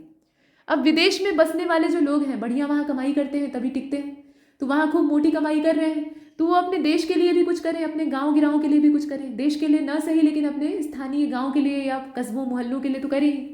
तो उसी उद्देश्य से इसको लाया गया है। यहाँ देखें आप, विदेश में बसे हुए उत्तर प्रदेश के निवासी अब अपने पैतृक गांव में अपने परिजनों, पूर्वजों, इन सब की याद में सामुदायिक केंद्र बनवा सकते हैं, बारात टिकने के स्थान बनवा सकते हैं, या ऐसे और भी जो सार्वजनिक भलाई वाले निर्माण कार्य हैं उनको करवा सकते हैं। मतलब अपने डॉलर वाले पैसे का या जो विदेशी मुद्रा उन्हें प्राप्त हुई है उसका यहाँ पर अपने देश में कुछ निवेश करके सदुपयोग कर सकते हैं। तो उसमें 60% हिस्सा उस व्यक्ति को देना होगा, बाकी 40% राज्य सरकार देगी। नेक्स्ट आप देख रहे हैं यहाँ पर नंद बाबा दुग्ध मिशन। दूध की बिक्री और किसानों की आमदनी को बढ़ाने के लिए, दूध की बिक्री बढ़ेगी, वाजिब मूल्य मिलेगा तो किसानों की आमदनी बढ़ेगी, सीधी बात है। तो इसी उद्देश्य से यहाँ देखेंगे आप कि गाँवों के उन्नयन को सुनिश्चित करने के उद्देश्य से इस मिशन को लॉन्च किया गया है। मिशन नंद बाबा लॉन्च किया गया और मिशन नंद बाबा के तहत आप देखें कि दूध का उत्पादन करने वाले किसानों की आमदनी को बढ़ाने का पुरजोर प्रयास किया जाएगा। 1000 करोड़ रुपए का इसमें खर्चा करने की बात है। तो किसानों की आमदनी दोगुनी करने की दिशा में सरकार पहले से ही काम कर रही है। खेती तो किसान करते ही हैं, वो तो उनका प्राथमिक काम है, अनाज उपजाने वाला, लेकिन उसके साथ साथ वो अपना साइड बिजनेस भी करते हैं। कुछ दुधारू पशु रखते हैं, उनसे उन्हें दूध की प्राप्ति होती है, ईंधन मिलता है ना। तो वो दुग्ध उत्पादन वो बढ़िया तरीके से, अगर चाहें तो सिर्फ मवेशी पाल के ही उससे अपना डेयरी वाला काम शुरू कर सकते हैं। तो उस दिशा में ये जो मिशन नंद बाबा दुग्ध मिशन है ये उनकी सहायता करेगा। आगे चलते हैं। यहाँ आप देख रहे हैं खेत सुरक्षा योजना, मुख्यमंत्री खेत सुरक्षा योजना। उद्देश्य इसका यह है कि किसानों की आमदनी बढ़े और फसलों का नुकसान कम से कम। तो जुलाई 2023 के बाद सरकार ने, यानी राज्य सरकार ने इसकी घोषणा की और इस योजना के अंतर्गत किसानों को आवारा पशुओं से अपनी फसलों की सुरक्षा के लिए सोलर फेंसिंग लगवाने के लिए सब्सिडी दी जाएगी और प्रति हेक्टेयर लागत का, जो लघु सीमांत किसान है उनके लिए प्रति हेक्टेयर लागत का 60% या अधिकतम 1.43 लाख रुपए, यानी 1,43,000 रुपए इसका अनुदान उन्हें दिया जाएगा, जिससे कि वो सोलर फेंसिंग अपने खेत के चारों ओर लगवा सकेंगे, जिससे कि हल्का झटका लगेगा और छुट्टा पशु खेतों से दूर रहेंगे। नेक्स्ट आप यहाँ पर देखने वाले हैं उससे पहले यहाँ देखिए, अगर आप समीक्षा अधिकारी के किसी भी कोर्स से जुड़ना चाहते हैं तो दिए गए नंबरों पर संपर्क कर सकते हैं। अभी भी जितना समय बचा है उसमें अगर आप एकदम फोकस होकर एक सही दिशा में तैयारी करते हैं, पढ़ा तो आपने पहले से ही, नए सिरे से आप एकदम जीरो से तो शुरू नहीं कर रहे हैं, पढ़ा आप 1.5 साल से रहे हैं, परीक्षा ही नहीं हो रही है ना। तो अब ऐन वक्त पे जो 2-3 महीना या 1 महीने का समय आपको मिलेगा जब भी तारीख आती है, तो उसके लिए आप अपनी तैयारी को बटोर कर कैसे करें वो हमारे कोर्सेज से आपको पता लग सकता है। तो आप टेस्ट सीरीज ज्वाइन कर सकते हैं या पेड क्विज हमारी चलाई जा रही है उससे जुड़ सकते हैं, या हमारा मटेरियल वाला, करंट अफेयर वाला, बहुत सारे ग्रुप हैं यहाँ आप देख ही रहे हैं, सभी के जो प्राइस हैं वो भी दे रखे हैं। तो अगर आप जुड़ने के इच्छुक हैं, इनमें से किसी को ज्वाइन करना चाहते हैं तो आप दिए गए नंबरों पर संपर्क कर सकते हैं। आइए आगे चलते हैं। अगला अपना प्रोग्राम है नंदिनी कृषक बीमा योजना। ये एक तरह की बीमा योजना है, पशुपालकों और किसानों के लिए ये भी है, और स्वदेशी उन्नतशील नस्ल की गाय इसमें किसानों को उपलब्ध कराई जाएगी। स्वदेशी नस्ल की तारीख थी जुलाई की 2023 में इसका शुभारंभ किया गया। देसी नस्ल की गायों को बढ़ावा देने का उद्देश्य है प्रदेश सरकार का, और इसके लिए जो किसान और पशुपालक हैं उन्हें आर्थिक रूप से समृद्ध बनाने की दिशा में काम किया जाएगा। मतलब बढ़िया नस्ल की जो देसी गाय है वो भी बढ़िया मात्रा में दूध देती, तो लोग जर्सी और फ्रीजियन के चक्कर में पड़े रहते हैं। तो ये विलायती ब्रीड जो है ना, ये अपनी देसी गायों की प्रजातियों को खा गई, खत्म कर दिया। तो ऐसे में फिर आवश्यक है कि अपनी देसी प्रजातियों का संवर्धन किया जाए, तो प्रदेश सरकार उसी दिशा में काम कर रही है। अब यहाँ आप देख रहे हैं मेरी माटी मेरा देश अभियान। इसको शुरू किया गया 9 अगस्त 2023 को, और इस अभियान के अंतर्गत देश के हर गांव, ब्लॉक, नगर निगम, नगर पालिका स्तर पर कार्यक्रम आयोजित किए गए, और इस दौरान देश के लिए अपना जीवन बलिदान करने वाले बहादुर स्वतंत्रता सेनानियों को हमने याद किया, उनके बलिदान को याद किया। अगला हम देखने वाले हैं मुख्यमंत्री शिक्षुता प्रोत्साहन योजना। ये उच्च शिक्षा के लिए चलाई जा रही योजना है और प्रदेश सरकार की जो कैबिनेट है उसके द्वारा इसे मंजूरी दी गई। तो इसमें आप देखेंगे कि ये जो प्रोत्साहन योजना है उच्च शिक्षा के लिए, इसमें सभी जो ग्रेजुएट पास युवा है उन्हें जोड़ने का प्रस्ताव दिया गया है, और प्रशिक्षु जो इसमें होंगे, प्रशिक्षुओं के लिए है ही है, तो इन्हें निजी प्रतिष्ठानों की ओर से दिए जाने वाले स्टाइपेंड में 1,000 रुपए की प्रतिपूर्ति की जाएगी और राज्य सरकार की ओर से ये किए जाने की सहमति दी गई। ठीक है, प्रतिपूर्ति कौन करेगा? ये स्टेट गवर्नमेंट करेगी। और इस योजना में स्टाइपेंड की राशि को भी बढ़ा दिया गया है, मतलब प्रतिमाह 9,000 रुपए का स्टाइपेंड मिलेगा। ठीक है, तो ये एक अच्छा खासा इसमें प्लान तैयार किया गया है। इसके बाद सूक्ष्म उद्यमी दुर्घटना बीमा योजना को आप देख रहे हैं। 21 अगस्त 2023 की तारीख विश्व उद्यमिता दिवस का मौका था। लोक भवन सभागार से मुख्यमंत्री जी के द्वारा इसका शुभारंभ किया गया और राज्य में स्थापित किए जाने वाले 3 नए जो प्लेस पार्क हैं उनके विकासकर्ताओं को प्रोत्साहन राशि की पहली किस्त का चेक बांटा गया। ठीक है, छोटे उद्यमियों के लिए काफ़ी ज़्यादा लाभप्रद होगी, ऐसा कहा जा रहा है। तो इसमें आप देखिए कि 5 करोड़ रुपए से कम पूंजी और 40 लाख रुपए से कम टर्नओवर, 40 लाख रुपए से कम टर्नओवर वाले 90 लाख से भी ज़्यादा जो छोटे उद्यमी हैं उन्हें 5 लाख रुपए तक का दुर्घटना बीमा प्रदान किया जाएगा। ये बीमा कवर है जैसे कि आप यहाँ देख रहे हैं, तो ये आंकड़े आपको याद होने चाहिए। नेक्स्ट आप यहाँ पर देखेंगे, ये है एक ब्लॉक एक उत्पाद योजना। 1 डिस्ट्रिक्ट 1 प्रोडक्ट स्कीम को भी उत्तर प्रदेश ने ही ईजाद किया था। जब ये प्रादेशिक तौर पर सफल रही तो केंद्र सरकार ने भी इसको अपनाया, यही बात है। तो यहाँ आप देख रहे हैं एक ब्लॉक एक उत्पाद को कृषि क्षेत्र के विकास के लिए इसको चलाया जा रहा है, इसमें यही बात है। और पानी और मिट्टी का संरक्षण किया जा सके, उसके अलावा जो फल फूल हैं, मत्स्य संपदा है, पशुपालन है, डेयरी क्षेत्र है, उन सब का एकीकृत विकास किया जा सके। मतलब कृषि के साथ संबद्ध जितने भी क्षेत्र हो सकते हैं उन सब का समग्र विकास करना इसका उद्देश्य है। तो ये 1 डिस्ट्रिक्ट 1 प्रोडक्ट की ही तर्ज पे 1 ब्लॉक 1 प्रोडक्ट योजना को लॉन्च किया गया है। अब इसका उद्देश्य वही है जो 1 डिस्ट्रिक्ट 1 प्रोडक्ट का है, बस इसमें ब्लॉक लेवल का मामला है। तो प्राथमिक क्षेत्र यानी प्राइमरी सेक्टर के जो उत्पाद हैं उन्हें बढ़िया मार्केट प्राइस मिल सके, बाजार मूल्य उनके लिए बढ़िया मिल सके, ये इसमें सुनिश्चित किया जाएगा। और गुणवत्तापूर्ण उत्पादों का संवर्धन करने के लिए एग्रो प्रोसेसिंग हेतु किसानों को जागरूक किया जाएगा और इस योजना पर कृषि विभाग बहुत तेजी से काम कर रहा है। अगली योजना अपनी है कृषि यंत्रीकरण योजना। तो उत्तर प्रदेश सरकार ने हाल ही में वर्ष 2023 हेतु सबमिशन ऑन एग्रीकल्चर मैकेनाइजेशन योजना, promotion of agriculture mechanisation for C2 management, crop residue योजना और कृषि यंत्रीकरण, इन सब को मंजूरी दी। अब इन सभी योजनाओं में, जिन योजनाओं के नाम आपने ऊपर देखे हैं, इनमें किसानों को 10,000 रुपए से लेकर 15,000 रुपए तक के कृषि यंत्र खरीदने पर छूट दी जाएगी और छूट जो है वो 40 से लेकर 80% तक की होगी। तो विभाग ने इसकी पूरी कार्य योजना को तैयार किया और इसके लिए निर्देश जारी किए हैं। अब यहाँ आप देख रहे हैं सब मिशन ऑन एग्रीकल्चर। तो इस योजना में एक ऐसा केंद्र बनाया जाएगा जिसमें कि किसान 10 लाख रुपए तक का यंत्र खरीद सकते हैं और उसके लिए उन्हें 40% तक की छूट दी जाएगी। दूसरा अपना है फार्म मशीनरी बैंक। अब केवल FPO को दिया जाएगा, मतलब इसमें कहने का तात्पर्य ये है कि promotion of agriculture mechanisation for in C2 management crop residue योजना में मुख्य रूप से जो फार्मर मशीनरी बैंक हैं उनको बनाया जाएगा और फसल प्रबंधन करने वाले यंत्र भी इसमें लिए जा सकते हैं। तो इस प्रोजेक्ट के मतलब ये पूरा प्रोजेक्ट जो है ये 15 लाख रुपए का है और इसमें 80% की छूट दी जाएगी, 80% तक की छूट, यानी एक बड़ी छूट इसमें दी जा रही है। इसके बाद है कृषि यंत्रीकरण। एक कृषि यंत्र खरीदने पर किसान को अनुदान मिलेगा और कुल 40 से लेकर 50% तक का अनुदान इसमें दिया जाएगा। नेक्स्ट आप देख रहे हैं नंदिनी कृषक समृद्धि योजना को। ये सितंबर 2023 की है। उत्तर प्रदेश सरकार ने गौवंशीय पशुओं की नस्ल सुधार, दुग्ध उत्पादकता में वृद्धि, इसके लिए नंद बाबा मिशन के तहत नंदिनी कृषक समृद्धि योजना को शुरू किया है। सरकार योजना के पहले चरण में लाभार्थियों को 25 दुधारू गायों की 35 इकाइयां स्थापित करने के लिए सब्सिडी देगी। 25, ठीक है, संख्या याद रखिए। और गायों की खरीद, संरक्षण, भरण पोषण, इस तरह के जो मामले होते हैं उसके लिए सहायता भी इसमें शामिल है।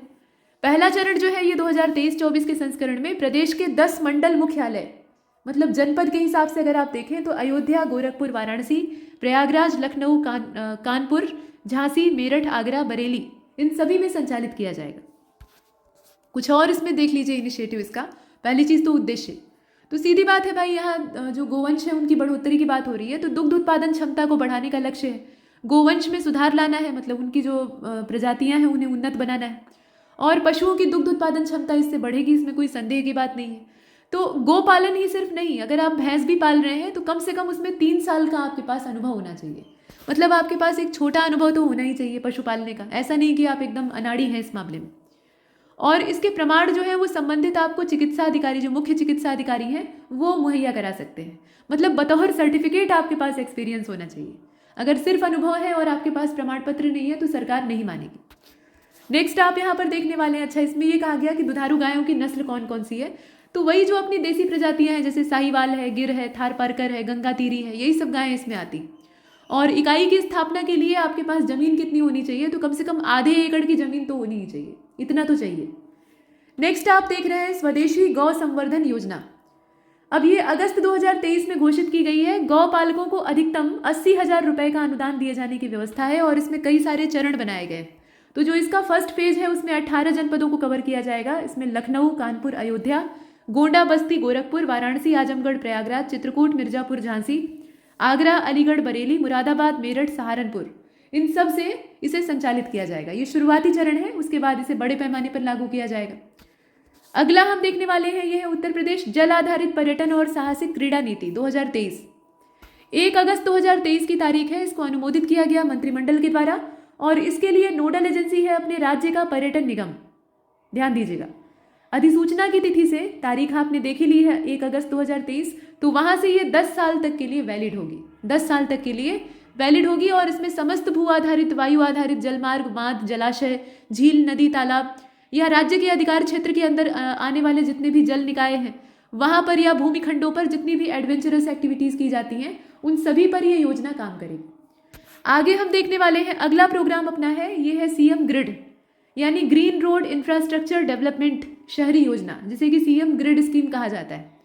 अब ये जो ग्रिड योजना है इसे कैबिनेट की बैठक के द्वारा मंजूरी दी गई है 10 अक्टूबर 2023 की बात है।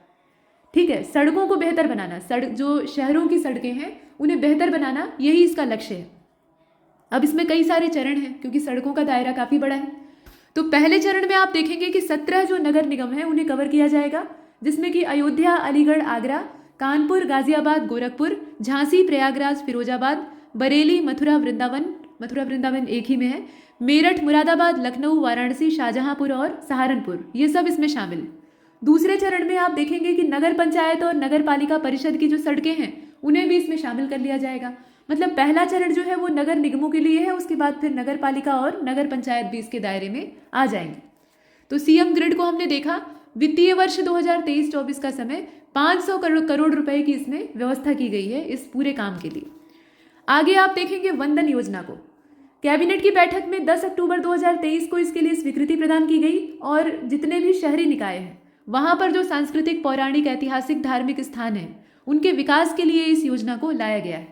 तो फाइनेंशियल ईयर 2023-24 का जो समय है उसमें इसकी शुरुआत की गई है और 50 करोड़ रुपए का इसके लिए प्रावधान किया गया है। इसके बाद हॉट कुक्ड मील योजना है, मतलब गर्म पका हुआ भोजन 3 से लेकर 6 साल के बच्चों के लिए हॉट कुक्ड मील योजना जो है उसको शुरू किया गया है। मतलब कंपोजिट स्कूल जो अयोध्या के हैं वहाँ से इसको लॉन्च किया गया। अयोध्या के एक कंपोजिट स्कूल में इसको शुरू किया गया। तारीख थी 24 नवंबर 2023 की, यानी पिछले साल की। इसके पश्चात आप देख रहे हैं आकांक्षी नगर योजना को, एस्पिरेशनल सिटी योजना को आपने देखा। 12 सितंबर 2023 की तारीख है। उत्तर प्रदेश सरकार ने 20,000 से 1 लाख की आबादी वाले 100 सबसे पिछड़े जो शहरी निकाय हैं वहां पर एस्पिरेशनल सिटी योजना को लागू करने के प्रस्ताव को मंजूरी दे दी है और इस योजना में 16 मानदंडों के आधार पर नीति आयोग के द्वारा 762 शहरी निकायों में 100 महत्वाकांक्षी शहरी निकायों का चयन शामिल होगा। अब खास बात यह है कि ये 31 मार्च 2026 तक लागू रहेगी, लेकिन डैशबोर्ड के जरिए मॉनिटरिंग इसकी की जाएगी 2028 के 31 मार्च की तारीख तक। तो आकांक्षी नगर जैसी जो विकास परियोजना है उसको शुरू करने वाला प्रदेश यानी उत्तर प्रदेश देश में पहला राज्य है। इसके बाद आप यहाँ से अब देखने वाले हैं 2022 और 21 के सत्र की जो प्रादेशिक योजनाएं थी उन सभी को, यानी 21-22 का। तो योजना के नाम में सबसे पहला अभियान आप देख रहे हैं ये है स्कूल चलो। श्रावस्ती से इसको शुरू किया गया। जयचंदपुर कटघरा नाम का एक उच्च प्राथमिक विद्यालय, मतलब ये जयचंदपुर कटघरा क्षेत्र का उच्च प्राथमिक विद्यालय है जहाँ से कि श्रावस्ती जिले से ये स्कूल चलो अभियान लॉन्च होता है। तारीख है 4 अप्रैल 2022 की। तो इसका उद्देश्य है प्राथमिक और उच्च प्राथमिक विद्यालयों में 100% नामांकन को सुनिश्चित करना। अगली योजना अपनी है मुख्यमंत्री नगर सृजन योजना। और मुख्यमंत्री नगर सृजन योजना में आप देख रहे हैं कि अगस्त 2022 में उत्तर प्रदेश की मंत्रिमंडल की बैठक में मुख्यमंत्री जी के द्वारा इस योजना का अनुमोदन किया गया और इसमें यह कहा गया कि 2017-18 से लेकर अब तक जो बने हुए 191 निकाय हैं और भविष्य में जो बनेंगे उसमें नागरिकों को, रहने वाले निवासियों को मूलभूत सुविधाएं मिल सके, अर्थात सड़क बेहतर हो, नाली की सुविधा हो, पानी अच्छा हो, मतलब पानी अच्छे से मिलता हो, सीवर की सुविधा हो, पार्क हो, वहाँ पर परिषदीय विद्यालय हो, ये सारी व्यवस्था हो, उसके लिए 550 करोड़ रुपए का बजट आवंटित किया गया है। तो इसमें आप देखेंगे कि सरकार का उद्देश्य दिखाई देता है कि नवनिर्मित नगर निकायों में जितने भी रहने वाले लोग हैं उन्हें बेहतर आधारभूत सुविधाएं मिल सके। वो सभी सुविधाएं आपने देखी। नेक्स्ट आप यहाँ पर देख रहे हैं, ये है मुख्यमंत्री या यूपी परिवार कल्याण कार्ड योजना। ठीक है, उत्तर प्रदेश परिवार कल्याण कार्ड योजना इसको कहा जाता है, यानी पीकेसी। अब ये जो स्कीम है इसकी घोषणा मुख्यमंत्री जी के द्वारा की गई और इसमें राज्य सरकार के द्वारा राज्य की जितनी भी परिवार इकाइयां हैं उनके लिए एक व्यापक डेटाबेस का प्रबंध किया जाएगा। और पीकेसी जो है इसमें लाभार्थियों की पहचान करेगा और प्रत्येक परिवार के लिए एक विशिष्ट आईडी नंबर होगा। जैसे आधार नंबर आपका होता है ना, तो वो व्यक्ति आधारित होता है, ये परिवार आधारित होगा। हर परिवार का अपना एक पहचान नंबर होगा, तो वो नंबर 12 अंक का होगा। और इसमें इसके आधार पे जितने भी परिवार हमने आंकड़े में इकट्ठे किए हुए हैं उनका डेटा सरकार के पास इकट्ठा रहेगा। और इसमें जो डेटा का प्रारंभिक संग्रहण का मामला है वो राशन कार्ड से इकट्ठा किया जाएगा। मतलब पहला आधार बनाया जाएगा राशन कार्ड को और वहाँ से डेटा कलेक्ट किया जाएगा। मतलब हर परिवार की सूचनाएं, हर परिवार का जो पूरा डेटाबेस है वो सरकार के पास सुरक्षित होगा। तो इससे जितनी भी सरकारी योजनाएं हैं उसमें जो लाभार्थी हैं उन्हें पहचानना आसान हो जाएगा। ये सरकार का तर्क है। ठीक है, और जो लाभ से वंचित रह गए हैं, सरकारी योजनाओं के दायरे में आते हैं लेकिन उन्हें पता ही नहीं है, तो उनको भी इसमें कवर किया जा सकेगा। ठीक है, जो पात्र और अपात्र नागरिक है उनको पहचाना जा सकेगा। इसके बाद अगली अपनी स्कीम है कीट रोग नियंत्रण योजना। 2017-18 से लेकर 2021-22 तक के लिए राज्य में लागू की गई थी, लेकिन अब इसको 5 साल के लिए और बढ़ा दिया गया है, तो ये चर्चा में है। यानी 2026-27 तक ये संचालित रहेगी। लक्ष्य वही है कि जो फसलें हैं उन्हें बर्बाद होने से रोकना। तो जो खरपतवार वाले रोग लगते हैं या कीड़ों से नुकसान पहुंचता है उस क्षति को हम नियंत्रित करेंगे। और मुख्यमंत्री जी की अध्यक्षता में जो मंत्रिपरिषद है उसने इसमें फैसला लिया है पारिस्थितिकी संसाधनों के जरिए जो किसानों को फसलों का नुकसान होता है उसको किसी भी तरह से प्रबंधित किया जाए, मतलब नियंत्रित किया जाए। खासतौर पे कीड़े लगने से या फिर जो महामारियां होती हैं उससे फसल बर्बाद होती है। नेक्स्ट आप यहाँ पर देखने वाले हैं, ये है एमएसएमई प्रमोशन पॉलिसी और साथ में यूपी बायो एनर्जी पॉलिसी 2022 से लेकर 27। तो 28 सितंबर 2022 की तारीख है। कैबिनेट के द्वारा एमएसएमई और बायो एनर्जी परियोजनाओं की स्थापना में मदद करने के लिए सूक्ष्म लघु और मध्यम उद्यम संवर्धन नीति यानी एमएसएमई 2022 और उत्तर प्रदेश की जो बायो एनर्जी नीति है 2022 वाली उसको मंजूरी दी गई। ये दोनों को मंजूरी एक साथ दी गई है, तो इन्हें एक साथ हम पढ़ रहे हैं। अब इसमें आप देखेंगे कि जो नए एमएसएमई उद्यम है उनको पूंजीगत उत्पादन के रूप में 10% से लेकर 25% तक का उपादान उपलब्ध कराया जाएगा। और भौगोलिक संकेतक यानी पेटेंट इत्यादि जो होते हैं उनको प्राप्त करने के लिए 2 लाख रुपए तक की वित्तीय सहायता मिलेगी। साथ में आप देखें कि स्वच्छ और हरित टेक्नोलॉजी अपनाने के लिए यानी ग्रीन टेक्नोलॉजी को सपोर्ट करने के लिए जो एमएसएमई इकाइयां हैं उन्हें अधिकतम 20 लाख रुपए तक की फाइनेंशियल असिस्टेंस का बंदोबस्त किया गया है। ठीक, ये सारे काम इसमें शामिल हैं। आगे आप देख रहे हैं नई एमएसएमई पॉलिसी 2022 और इसके संबंध में शासनादेश जारी किया गया 28 सितंबर 2022 की तारीख है और यह नीति काम करेगी सितंबर 2027 तक, यानी ये अगले 5 साल तक लगातार चलती रहेगी। अब इसमें खास बात क्या है, तो खास बात यह है कि नए सूक्ष्म उद्योग स्थापित करने के लिए जो ऋण है उस पर देय वार्षिक ब्याज का 50%, जितना भी इंटरेस्ट है सालाना उसका 50% यानी अधिकतम 25 लाख रुपए प्रति इकाई 5 वर्षों के लिए दिया जाएगा। और इससे होगा ये कि रोजगार सृजन अच्छा खासा होगा, उसमें 15% का इजाफा जो है वो संभव है, ऐसा कहा गया है। आगे आप देख रहे हैं औद्योगिक निवेश और रोजगार प्रोत्साहन नीति 2022। उत्तर प्रदेश औद्योगिक निवेश रोजगार प्रोत्साहन नीति अधिसूचना की होने वाली तिथि, मतलब अधिसूचना की जो तारीख है वहां से लेकर अगले 5 साल तक काम करेगी। तो अधिसूचना की तारीख है 3 नवंबर 2022 की, वहां से ही अगले 5 साल यानी 2027 में नवंबर तक काम करेगी। राज्य को $1 ट्रिलियन मतलब सीधे सीधे $1 ट्रिलियन वाली अर्थव्यवस्था के लक्ष्य तक पहुंचने में मदद करने के लिए इसका अनावरण किया गया है। ठीक है, तो प्रदेश सरकार ने अपनी औद्योगिक निवेश और रोजगार प्रोत्साहन नीति का अनावरण किया। ये 2022 की पॉलिसी है और अगले 5 साल तक चलेगी, यानी वर्तमान में चल रही। इसके बाद महिला सामर्थ्य योजना है, 22 फरवरी 2021 में शुरू की गई थी और इसमें जो राज्य सरकार है, ये सभी राज्य सरकार की ही योजनाएं हैं। तो राज्य ग्रामीण आजीविका मिशन के अंतर्गत महिला दुग्ध उत्पादकों के सहायता समूहों की आय में वृद्धि करने का काम करेगा। और खास बात यह है कि इस योजना के तहत रायबरेली, गोरखपुर, बरेली, प्रयागराज और लखनऊ, इनमें 5 मिल्क प्रोड्यूसर कंपनीज की स्थापना का लक्ष्य रखा गया है। आगे आप देखें यूपी ग्लोबल सिटी अभियान को शहरी विकास मंत्री अरविंद कुमार शर्मा जी के द्वारा इसको शुरू किया गया 7 जनवरी 2023 को। और उत्तर प्रदेश सरकार ने राज्य के शहरी निकायों को वैश्विक मानकों के अनुरूप बनाने के लिए 100 दिन तक चलने वाला यूपी ग्लोबल सिटी अभियान शुरू किया था। ये 100 दिवसीय कार्यक्रम था, इसका नाम था यूपी ग्लोबल सिटी। तो राज्य के सभी जो 762 शहरी निकाय हैं वहाँ पर इसको शुरू किया गया। उद्देश्य ये था कि जो शहरी क्षेत्र हैं राज्य के, उन्हें वैश्विक मानकों के हिसाब से विकसित किया जा सके। मतलब जितनी भी बुनियादी सुविधाएं हैं वो सब एकदम बढ़िया वाली अप टू डेट हों, कचरा निपटान बढ़िया हो, सौंदर्यीकरण ठीक से किया जाए, वायु की गुणवत्ता वहाँ अच्छी हो, स्वच्छता वहाँ ठीक ठाक हो, सौंदर्यीकरण के लिए अच्छा खासा, और वृक्षारोपण किया जाए, वो भी इसमें शामिल है। समझ रहे हैं? तो ये सब कुछ एक सपने जैसा लगता है, लेकिन ये लक्ष्य रखा गया था। तो ये जो वैश्विक आयोजन था, इसमें सरकार ब्रांड यूपी को पेश करेगी, मतलब कर चुकी है। तो ये इसमें पूरा इसका दायरा दिखाई देता है। इसके बाद बुनकर सौर ऊर्जा योजना है, और ये 25 नवंबर 2022 की तारीख में इसको मंजूरी दी गई है। 5 साल तक ये क्रियान्वित होगी, 5 साल की तारीख, ठीक है। मतलब 5 साल का मतलब ये हुआ कि नवंबर 2027 तक ये चलेगी। अब इसमें सरकार करेगी क्या? तो सामान्य जो पावर लूम बुनकर हैं उनको सोलर प्लांट की कुल लागत का 50% शासकीय अनुदान देगी। तो अब जो सोलर एनर्जी से चलने वाले लूम होंगे उनको ये लगा सकेंगे, और उसके लिए सरकार अच्छा खासा अनुदान भी दे रही है, मतलब आधा जो पैसा है वो वहन कर रही। इसके बाद आप देख रहे हैं डॉक्टर अंबेडकर उत्कृष्टता केंद्र योजना। केंद्रीय सामाजिक न्याय और अधिकारिता मंत्री जी के द्वारा, यानी वीरेंद्र कुमार जी के द्वारा, डॉक्टर अंबेडकर फाउंडेशन के अध्यक्ष, यहाँ देखें आप दोनों तारीख चीजें दी हुई हैं, 22 अप्रैल 2022 की तारीख है। केंद्रीय सामाजिक न्याय और अधिकारिता मंत्री और डॉक्टर अंबेडकर फाउंडेशन के अध्यक्ष यानी डॉक्टर वीरेंद्र कुमार जी, इन्होंने बनारस हिंदू विश्वविद्यालय यानी वाराणसी में डॉक्टर अंबेडकर उत्कृष्टता केंद्र योजना का शुभारंभ किया।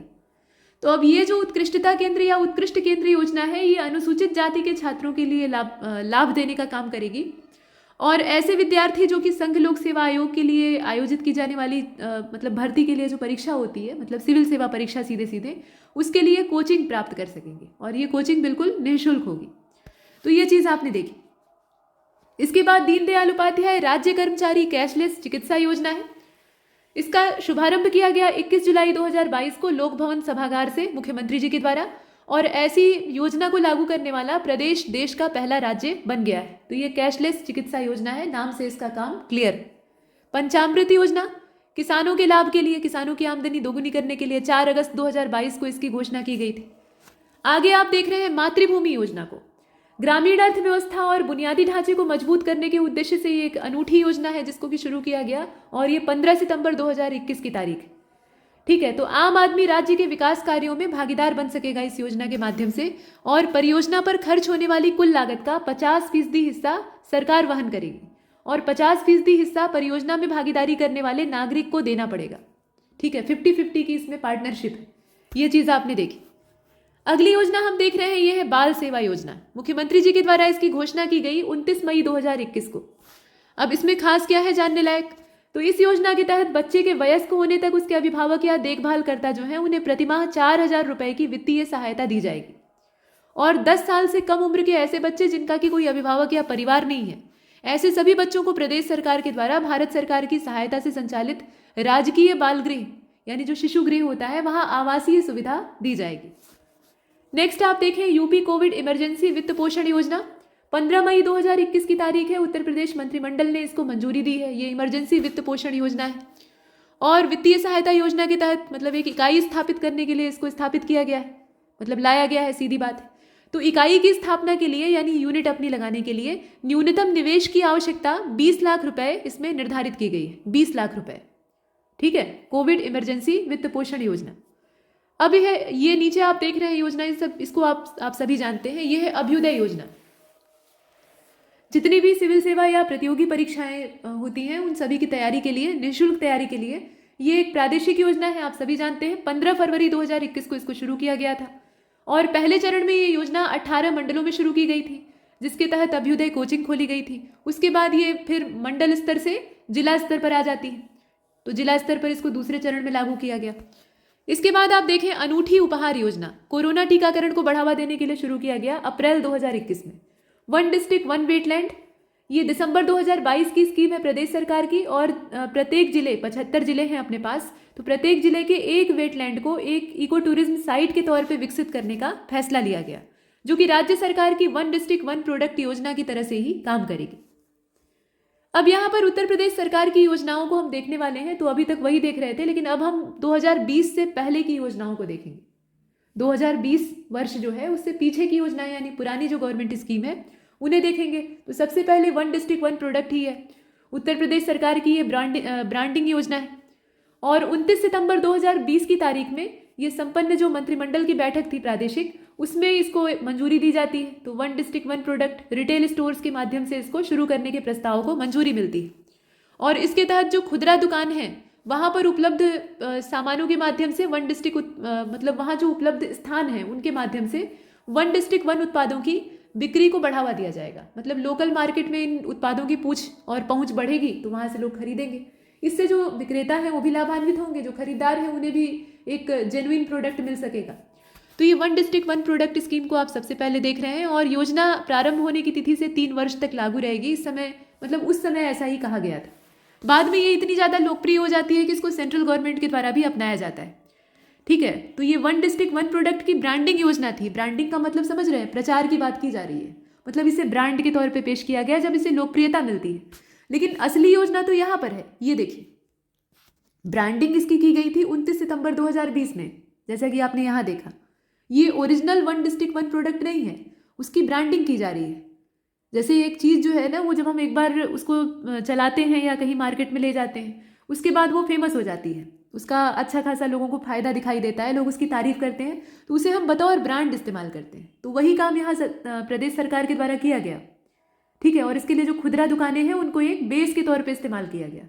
तो वो तारीख है 29 सितंबर 2020। बाकी जो वन डिस्ट्रिक्ट वन प्रोडक्ट है वो तो पुरानी स्कीम है। पुरानी का मतलब 2018 जनवरी में उसको प्रदेश सरकार के द्वारा लॉन्च किया गया था और इसकी सफलता इतनी तगड़ी थी कि फिर केंद्र सरकार ने भी इसको अपनाया। इसके बाद मेजर ध्यानचंद विजय पथ योजना है। 29 अगस्त मेजर ध्यानचंद जी की जयंती है और खेल दिवस भी है अपने राष्ट्रीय स्तर का। तो उस मौके पर प्रदेश सरकार के द्वारा इसको शुरू किया गया और इसमें राष्ट्रीय और अंतर्राष्ट्रीय खिलाड़ी जो राज्य के हैं उनके घर तक सड़क बनाने की बात है। ठीक, तो 19 अंतर्राष्ट्रीय खिलाड़ियों के घरों तक पक्की सड़क बनाई जाएगी इस योजना के तहत। यहाँ पर आप देख रहे हैं। नेक्स्ट आप देखिए आत्मनिर्भर उत्तर प्रदेश रोजगार कार्यक्रम।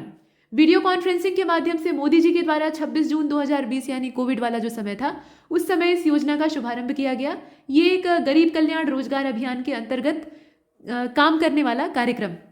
तो इसमें इस कार्यक्रम के अंतर्गत उन विस्थापित श्रमिकों को रोजगार देने की शुरुआत की गई जो कि कोविड-19 की महामारी की वजह से अन्य राज्यों में जहां वो जमी जमाई अपनी काम या जॉब जो थी उसको छोड़कर आ गए, तो उनके लिए ये सुविधा देने का काम करेगा। इसके बाद बाल श्रमिक विद्या योजना है। मुख्यमंत्री योगी आदित्यनाथ जी के द्वारा बाल श्रमिकों को शिक्षित करने के लिए इसको लॉन्च किया गया और मौका था 12 जून 2020 यानी अंतर्राष्ट्रीय बाल श्रम निषेध दिवस का। अब इस योजना के तहत सरकार चयनित लड़के और लड़कियों को क्रमशः 1000 रुपये और 1200 रुपये की मासिक वित्तीय सहायता देगी। लड़कियों को सहायता लड़के और लड़कियों के लिए, लड़कों के लिए सहायता 1000 रुपये की है और लड़कियों के लिए 1200 रुपये की। ये महीनेवार वित्तीय सहायता है। इसके बाद आप देख रहे हैं ऑनलाइन स्वरोजगार संगम कार्यक्रम। शुभारंभ इसका किया गया 14 मई 2020 को उत्तर प्रदेश के मुख्यमंत्री योगी आदित्यनाथ जी के द्वारा। ये ऑनलाइन अभियान है और इस मौके पर मुख्यमंत्री जी ने 56,754 उद्यमियों को 2,002 करोड़ 49 लाख रुपए का ऋण ऑनलाइन बांटा। 2,002 करोड़ 49 लाख रुपए, अच्छा खासा धन। ठीक है, और MSME साथी पोर्टल और मोबाइल एप्लीकेशन भी इसी मौके पर चीफ मिनिस्टर जी के द्वारा लॉन्च किया गया। इसके बाद प्रवासी राहत मित्र एप्लीकेशन को आप देख रहे हैं, 8 मई 2020 की तारीख है। राजस्व विभाग के राहत आयुक्त कार्यालय के द्वारा इसको तैयार किया गया और यह जो एप्लीकेशन है ये UNDP यानी आप समझ ही रहे हैं यूनाइटेड नेशन डेवलपमेंट प्रोग्राम, उसके सहयोग से विकसित किया गया है। ठीक है, संयुक्त राष्ट्र विकास कार्यक्रम इसमें भागीदार है। इंटर्नशिप योजना युवाओं के लिए चल रही है और ये 9 फरवरी 2020 की तारीख है। इसमें जो छात्र हैं उन्हें अलग अलग तकनीकी शैक्षिक संस्थान और उद्योगों से जोड़ा जाएगा, मतलब कौशल विकास और जानकारी संवर्धन का काम किया जाएगा। तो राज्य में 10वीं 12वीं और स्नातक के जो छात्र हैं उन्हें रोजगार के बेहतर अवसर उपलब्ध कराने के लिए इस योजना को शुरू करने की घोषणा की गई। इसके बाद M passport mobile police mobile application, इसको शुरू किया गया 28 सितंबर 2019। पुरानी जो योजनाएं हैं उसमें तारीख और समय आपको पता होना चाहिए, वही ज़्यादा पूछा जाता है। तो एप्लीकेशन के माध्यम से पासपोर्ट निर्गमन हेतु पुलिस वेरिफिकेशन का जो प्रोसेस होता है वो काफ़ी लंबा होता है, उसमें बहुत ज़्यादा समय लगता है। तो अभी ये जो एप्लीकेशन है इसके माध्यम से ये प्रक्रिया कम समय में संपन्न हो जाएगी। ये एक सुविधाजनक तरीका है। तो पासपोर्ट बनने में भी कम समय लगेगा फिर, नहीं तो पुलिस वेरिफिकेशन में अच्छा खासा समय बर्बाद होता है। नेक्स्ट आप देख रहे हैं मुख्यमंत्री निराश्रित बेसहारा गोवंश सहभागिता योजना। 6 अगस्त 2019 की तारीख है। उत्तर प्रदेश मंत्रिमंडल की बैठक में इसको मंजूरी दी गई और इस योजना में आप देखिए कि निराश्रित बेसहारा जो गोवंश हैं उनको पालने के इच्छुक जो किसान है या पशुपालक है या कोई भी ऐसे सामान्य रैंडम कोई व्यक्ति अगर पालना ही चाहता है तो उसके सुपुर्द कर दिया जाएगा। छुट्टा मवेशी घूम रहे हैं, अगर कोई पालने का इच्छुक है तो उन्हें पाल सकता है। तो ये काम इसमें किया गया। पालना ही होता तो सड़क पर छोड़ते, ठीक है, तो पालने की इच्छा ही खत्म हो गई है। जब तक दूध देते हैं, जब तक काम के होते हैं, तब तक सड़क पे नहीं जाते हैं। नहीं तो फिर चाहे वो गाय हो या बैल हो, उनमें कोई भेदभाव नहीं किया जाता है। इसके बाद आप देख रहे हैं गोवंशीय पशुओं में वर्गीकृत वीर्य के उपयोग की योजना, मतलब ये सेक्सड सीमेन की बात की जा रही है। तो गोवंशीय पशुओं में जो वर्गीकृत वीर्य योजना है इसको मंजूरी दी गई 3 दिसंबर 2018 को। मतलब प्रजनन योग्य जो स्वदेशी नस्ल है उसके गोवंशीय पशुओं के लिए ये संचालित योजना है, जिसे कि आप यहाँ पर देख रहे हैं। कुल मिलाकर नस्ल संवर्धन की बात की जा रही है। आगे आप देखें डायल FIR योजना। ये उत्तर प्रदेश पुलिस के द्वारा शुरू की गई सितंबर 2018 में और मूल उद्देश्य था यूपी के नागरिकों को ऑनलाइन रिपोर्ट और FIR दर्ज करने में सहायता करना।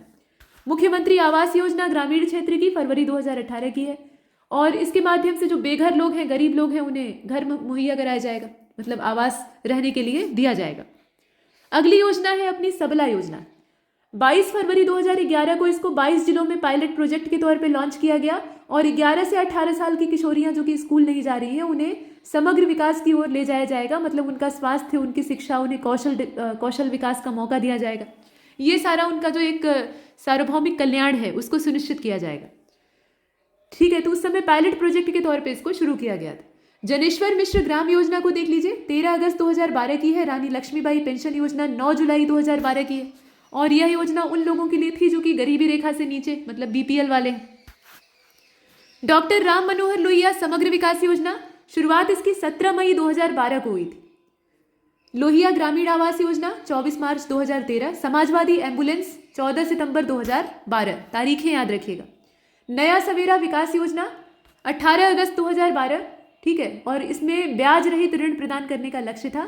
अब इस योजना का नाम बदल गया है, इसका नाम बदल कर दिया गया है पंडित दीनदयाल उपाध्याय नगर विकास योजना। पहले नाम क्या था? नया सवेरा विकास योजना। शिक्षा मित्र योजना काफ़ी पीछे की है, सन 2000-2001 की है। पंचायत मित्र योजना 2 फरवरी 2006 की है और कस्तूरबा गांधी बालिका विद्यालय योजना जो है ये 2004 की है। शुरुआत उस समय इसकी हुई थी। बालिका श्री योजना, ये अनुसूचित जाति और जनजाति की जो बालिकाएं हैं उनके लिए बीमा कवरेज है और 2006-07 में इसको शुरू किया गया था। समाजवादी पेंशन योजना 5 नवंबर 2014। स्वयं सिद्ध योजना महिलाओं से संबंध है इसका, 2002-2003 का जो बजट सत्र था उस समय इसको लॉन्च किया गया था। और महामाया गरीब बालिका आशीर्वाद योजना, ये BPL परिवारों में वयस्क विवाह को प्रोत्साहित करने और कन्या भ्रूण हत्या को रोकने के उद्देश्य से लाई गई थी 4 फरवरी 2009 को। ठीक है, 4 फरवरी 2009 को। राष्ट्रीय स्वास्थ्य बीमा योजना 30,000 रुपये की वार्षिक चिकित्सा सुविधा उपलब्ध कराने वाली ये योजना शुरू हुई थी 1 अप्रैल सन 2008 में। स्वास्थ्य बीमा योजना। सावित्रीबाई फूले बालिका शिक्षा मदद योजना को आप देख रहे हैं, ये 4 फरवरी 2009 की स्कीम है।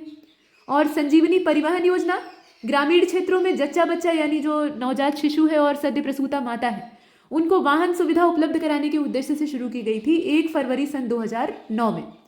सलोनी स्वास्थ्य किशोरी योजना 10 से लेकर 19 वर्ष की आयु की जो बालिकाएं हैं उनके लिए दिसंबर 2008 में शुरू की गई थी।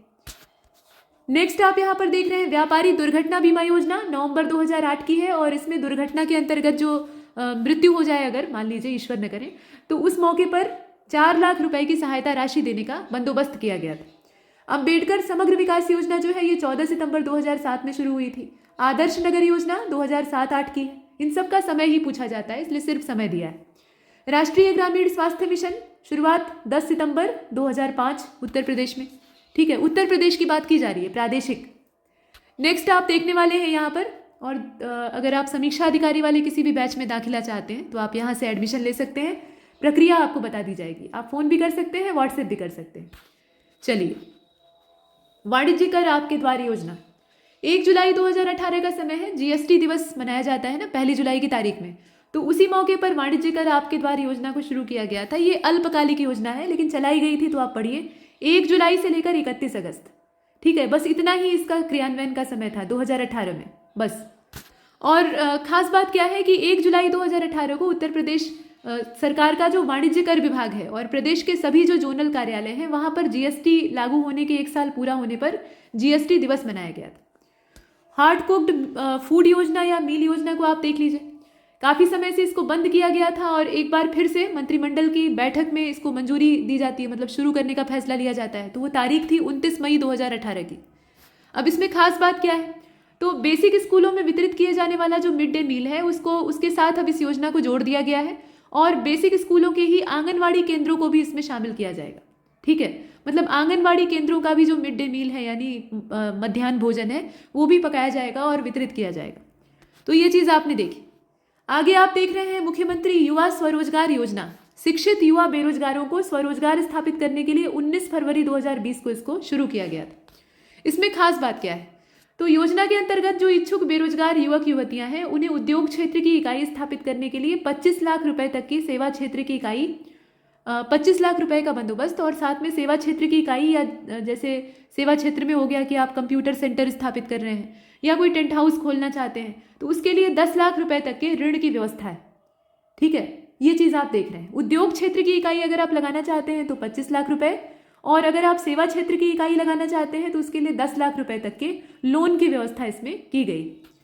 नेक्स्ट आप यहाँ पर देखने वाले हैं समग्र ग्राम विकास योजना को शुरू किया गया था जनवरी 2018 में और जितने भी उपेक्षित गांव हैं उनका सर्वांगीण विकास करना जो कि सीमावर्ती क्षेत्रों में है, चाहे अंतर्राष्ट्रीय सीमा के पास हैं या जो प्रादेशिक सीमाएं हैं वहां पर हैं, ऐसे जो एकदम सीमावर्ती सीमांत गांव हैं उनका विकास करने का लक्ष्य था। नेक्स्ट आप देख रहे हैं किशोरी बालिका योजना को 21 फरवरी 2019 को शुरू किया गया था प्रदेश सरकार के द्वारा और किशोरी बालिकाओं के सेहत संबंधी जो जरूरी खाद्य आवश्यकताएं हैं उनको पूरित करने का या पूर्ति करने का लक्ष्य यहाँ रखा गया था। आदर्श नगर योजना सुश्री मायावती जी के समय में शुरू हुई थी, 2007-8 का सत्र था आदर्श नगर योजना के नाम से। सामूहिक विवाह योजना यहाँ देख रहे हैं आप, समाज में सर्वधर्म समभाव और सामाजिक समरसता को बढ़ावा देने के लिए अक्टूबर 2017 में इसको संचालित किया गया, मतलब वहां से ये संचालित लगातार हो रही है और प्रदेश में गरीबी रेखा से नीचे जीवन यापन करने वाले सभी वर्ग के व्यक्तियों की पुत्रियों की शादी हेतु समाज कल्याण विभाग के अंतर्गत, समाज कल्याण विभाग जो है उसके अंतर्गत इसे संचालित किया जाना प्रस्तावित है और एक जोड़े पर कुल 35,000 रुपए की धनराशि खर्चा की जाएगी। इसके बाद निधि EIR योजना, ये देखें आप, national initiative for developing and harnessing innovation entrepreneur in resident, ये जो स्कीम है इसे आप देख रहे हैं। तो 28 अगस्त 2017 की तारीख में इसको शुरू किया गया और अग्रणी जो इंजीनियरिंग कॉलेज हैं प्रदेश के, मतलब सबसे ऊंचे वाले, तो उनके ऐसे 11 छात्रों को चयनित किया जाएगा जिनके की आइडियाज़ जो है वो बहुत इनोवेटिव हैं, नए जमाने के हैं, बहुत ही क्रांतिकारी विचारधारा है। इसके बाद एंटी भूमाफिया पोर्टल और खतौनी ऑनलाइन नामांतरण पोर्टल जो है इसको भी देख लीजिए। तो इसको लॉन्च किया गया, इसका लोकार्पण किया गया लखनऊ में 24 जून 2017 की तारीख में और आधार सीडिंग का भी शुभारंभ किया गया खतौनी अंश निर्धारण इत्यादि के लिए। अगली योजना अपनी है मुखबिर। 24 जून 2017 की तारीख लखनऊ में कन्या भ्रूण हत्या रोकने के लिए इस योजना को शुरू किया गया। मतलब कन्या भ्रूण हत्या करने का अगर कोई प्रयास कर रहा है या फिर गर्भ परीक्षण करा रहा है अवैध तरीके से, उसकी सूचना अगर कोई समय रहते पहुंचाता है निकटवर्ती थाने में या जो संस्थाएं हैं संबंधित, तो इसके संबंध में उसे प्रोत्साहित किया जाएगा। ये मुखबिर यानी जासूसी वाला काम। इसके बाद समाजवादी किसान और सर्वहित बीमा योजना है। जो किसान और कमजोर वर्ग हैं उनके लिए ये अखिलेश यादव जी की जो सरकार थी 14 सितंबर 2016 की तारीख में, तो किसानों के लिए इसको लाया गया था। सामाजिक और आर्थिक स्थिति उनकी मजबूत हो सके इसलिए इस बीमा योजना को लागू किया गया था, जिसका नाम था समाजवादी किसान सर्वहित बीमा योजना। तो योजना प्रारंभ होने के बाद कृषक दुर्घटना बीमा योजना को इस योजना के प्रारंभ होने के बाद कृषक दुर्घटना बीमा योजना को समाप्त कर दिया गया। ये इसके साथ एक एक्स्ट्रा जो डाटा है वो जुड़ा हुआ है। इसके बाद देखें आपकी उत्तर प्रदेश निर्यात अवस्थापना विकास योजना है। 8 अगस्त 2016 की तारीख है और उत्तर प्रदेश निर्यात अवस्थापना विकास योजना के प्रस्ताव को यहाँ पर मंजूरी दी जाती है। तो इसमें प्रदेश में निर्यात परक कॉमन फैसिलिटी सेंटर जैसी परियोजनाओं के विकास के लिए वित्त पोषण किया जाएगा। ठीक है, वित्त पोषण की व्यवस्था है।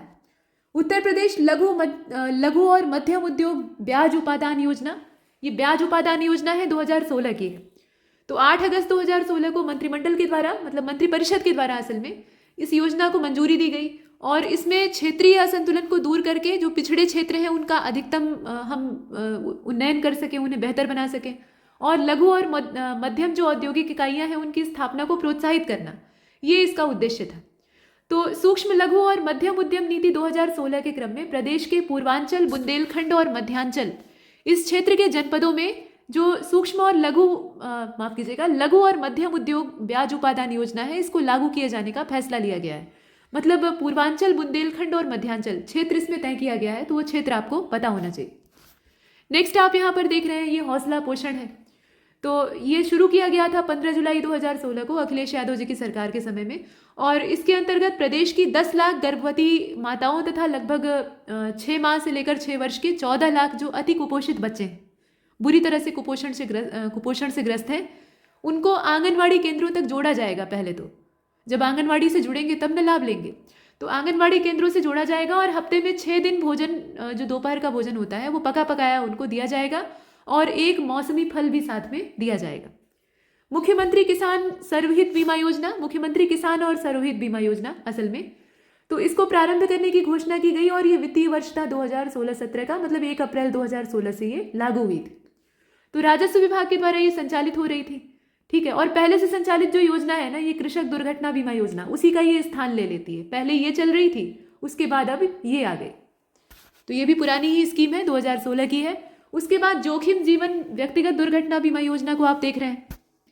1 सितंबर सन 2000 की बात है, उत्तर प्रदेश सरकार के द्वारा व्यापारियों को दुर्घटना बीमा का लाभ प्रदान किए जाने के उद्देश्य से इस योजना को शुरू किया गया था, ठीक है। और 30 जून 2016 को इसका नाम बदल दिया गया, और नाम बदल कर दिया गया मुख्यमंत्री व्यापारी दुर्घटना बीमा योजना। इसके बाद 1 सिटी 1 टिकट योजना है। 24 अप्रैल 2015 की तारीख है, उत्तर प्रदेश के मुख्यमंत्री जी के द्वारा लखनऊ और नोएडा शहर में इसके लिए घोषणा की गई। अब ये जो योजना है, इसके तहत एक ही टिकट को आप खरीदेंगे और उसके सहारे आप मेट्रो रेल, सिटी बस और जितनी भी ट्रांसपोर्ट की सुविधाएं हैं उनका लाभ प्राप्त कर सकते हैं। नेक्स्ट आप देखें यहाँ पर ऑपरेशन कायाकल्प को, जून 2018 की बात है। मुख्यमंत्री जी के नेतृत्व में उत्तर प्रदेश सरकार ने भारत के सबसे बड़े अंतर्विभागीय कन्वर्जेंस प्रोग्राम में से एक ऑपरेशन कायाकल्प को लॉन्च किया। अब कायाकल्प का काम क्या है? तो इसके अंतर्गत केंद्र और राज्य सरकार इन सभी के द्वारा विभिन्न मद, जैसे कि समग्र शिक्षा अभियान है, ग्राम पंचायत निधि है, जिला खनिज निधि है, नगरीय क्षेत्र की विभिन्न निधियां हैं, या फिर जल जीवन मिशन है, तमाम चीजें, मनरेगा इत्यादि भी इसमें शामिल है। तो उनके लिए विशेष रूप से धनराशि उपलब्ध कराए जाने की बात है, पैसा, ठीक है, धनराशि इसमें उपलब्ध कराई जाएगी, जिसके अंतर्गत अंतर्विभागीय समन्वय स्थापित करने का काम किया जाएगा। और प्राथमिक और उच्च प्राथमिक विद्यालयों की जो मूलभूत अवस्थापनागत सुविधाएं हैं उनको भी कायाकल्प के दायरे में लाने का लक्ष्य है, मतलब स्कूल भी इसके दायरे में आते हैं। तो जितनी भी योजनाएं पहले से चल रही हैं उनको एक समग्र तरीके से कायाकल्प के दायरे में, यानी ये जो ऑपरेशन कायाकल्प है इसके दायरे में लाया जाएगा और उनके अंदर आमूल चूल परिवर्तन किया जाएगा। अब आइए आगे चलते हैं। ये है आपका संशोधन अध्यादेश, गोवध निवारण संशोधन अध्यादेश, ये प्रदेश सरकार का है। 9 जून 2020 को इसको स्वीकृति मिली, ठीक है। अब इसमें खास बात क्या है? तो गोवध निवारण अधिनियम 1955 पुराना वाला उत्तर प्रदेश में 6 जनवरी 1956 को लागू हो जाता है। पीछे की बात, किसी भी अधिनियम में जब संशोधन की हम बात कर रहे हैं या कोई अध्यादेश आ रहा है तो हमें ये पता कर लेना चाहिए कि पीछे इसके बारे में पृष्ठभूमि क्या है। तो वो बैकग्राउंड यहाँ दिया हुआ है। उसके बाद ये तो उसके लागू होने की तारीख है। फिर वर्ष 1956 में इसकी नियमावली बनती है। आगे आप देखेंगे कि 1956 में लागू हो गया, नियमावली बन गई, लेकिन फिर 1958, 1961, 1979 और सन 2002 उस समय में, मतलब इन वर्षों में इस अधिनियम को संशोधित किया गया है और नियमावली जो है उसमें भी संशोधन हुआ है 1964 और 79 में। लेकिन अधिनियम में तब भी कुछ ऐसी विसंगतियां थी जो कि संशोधन के लिए हकदार थी।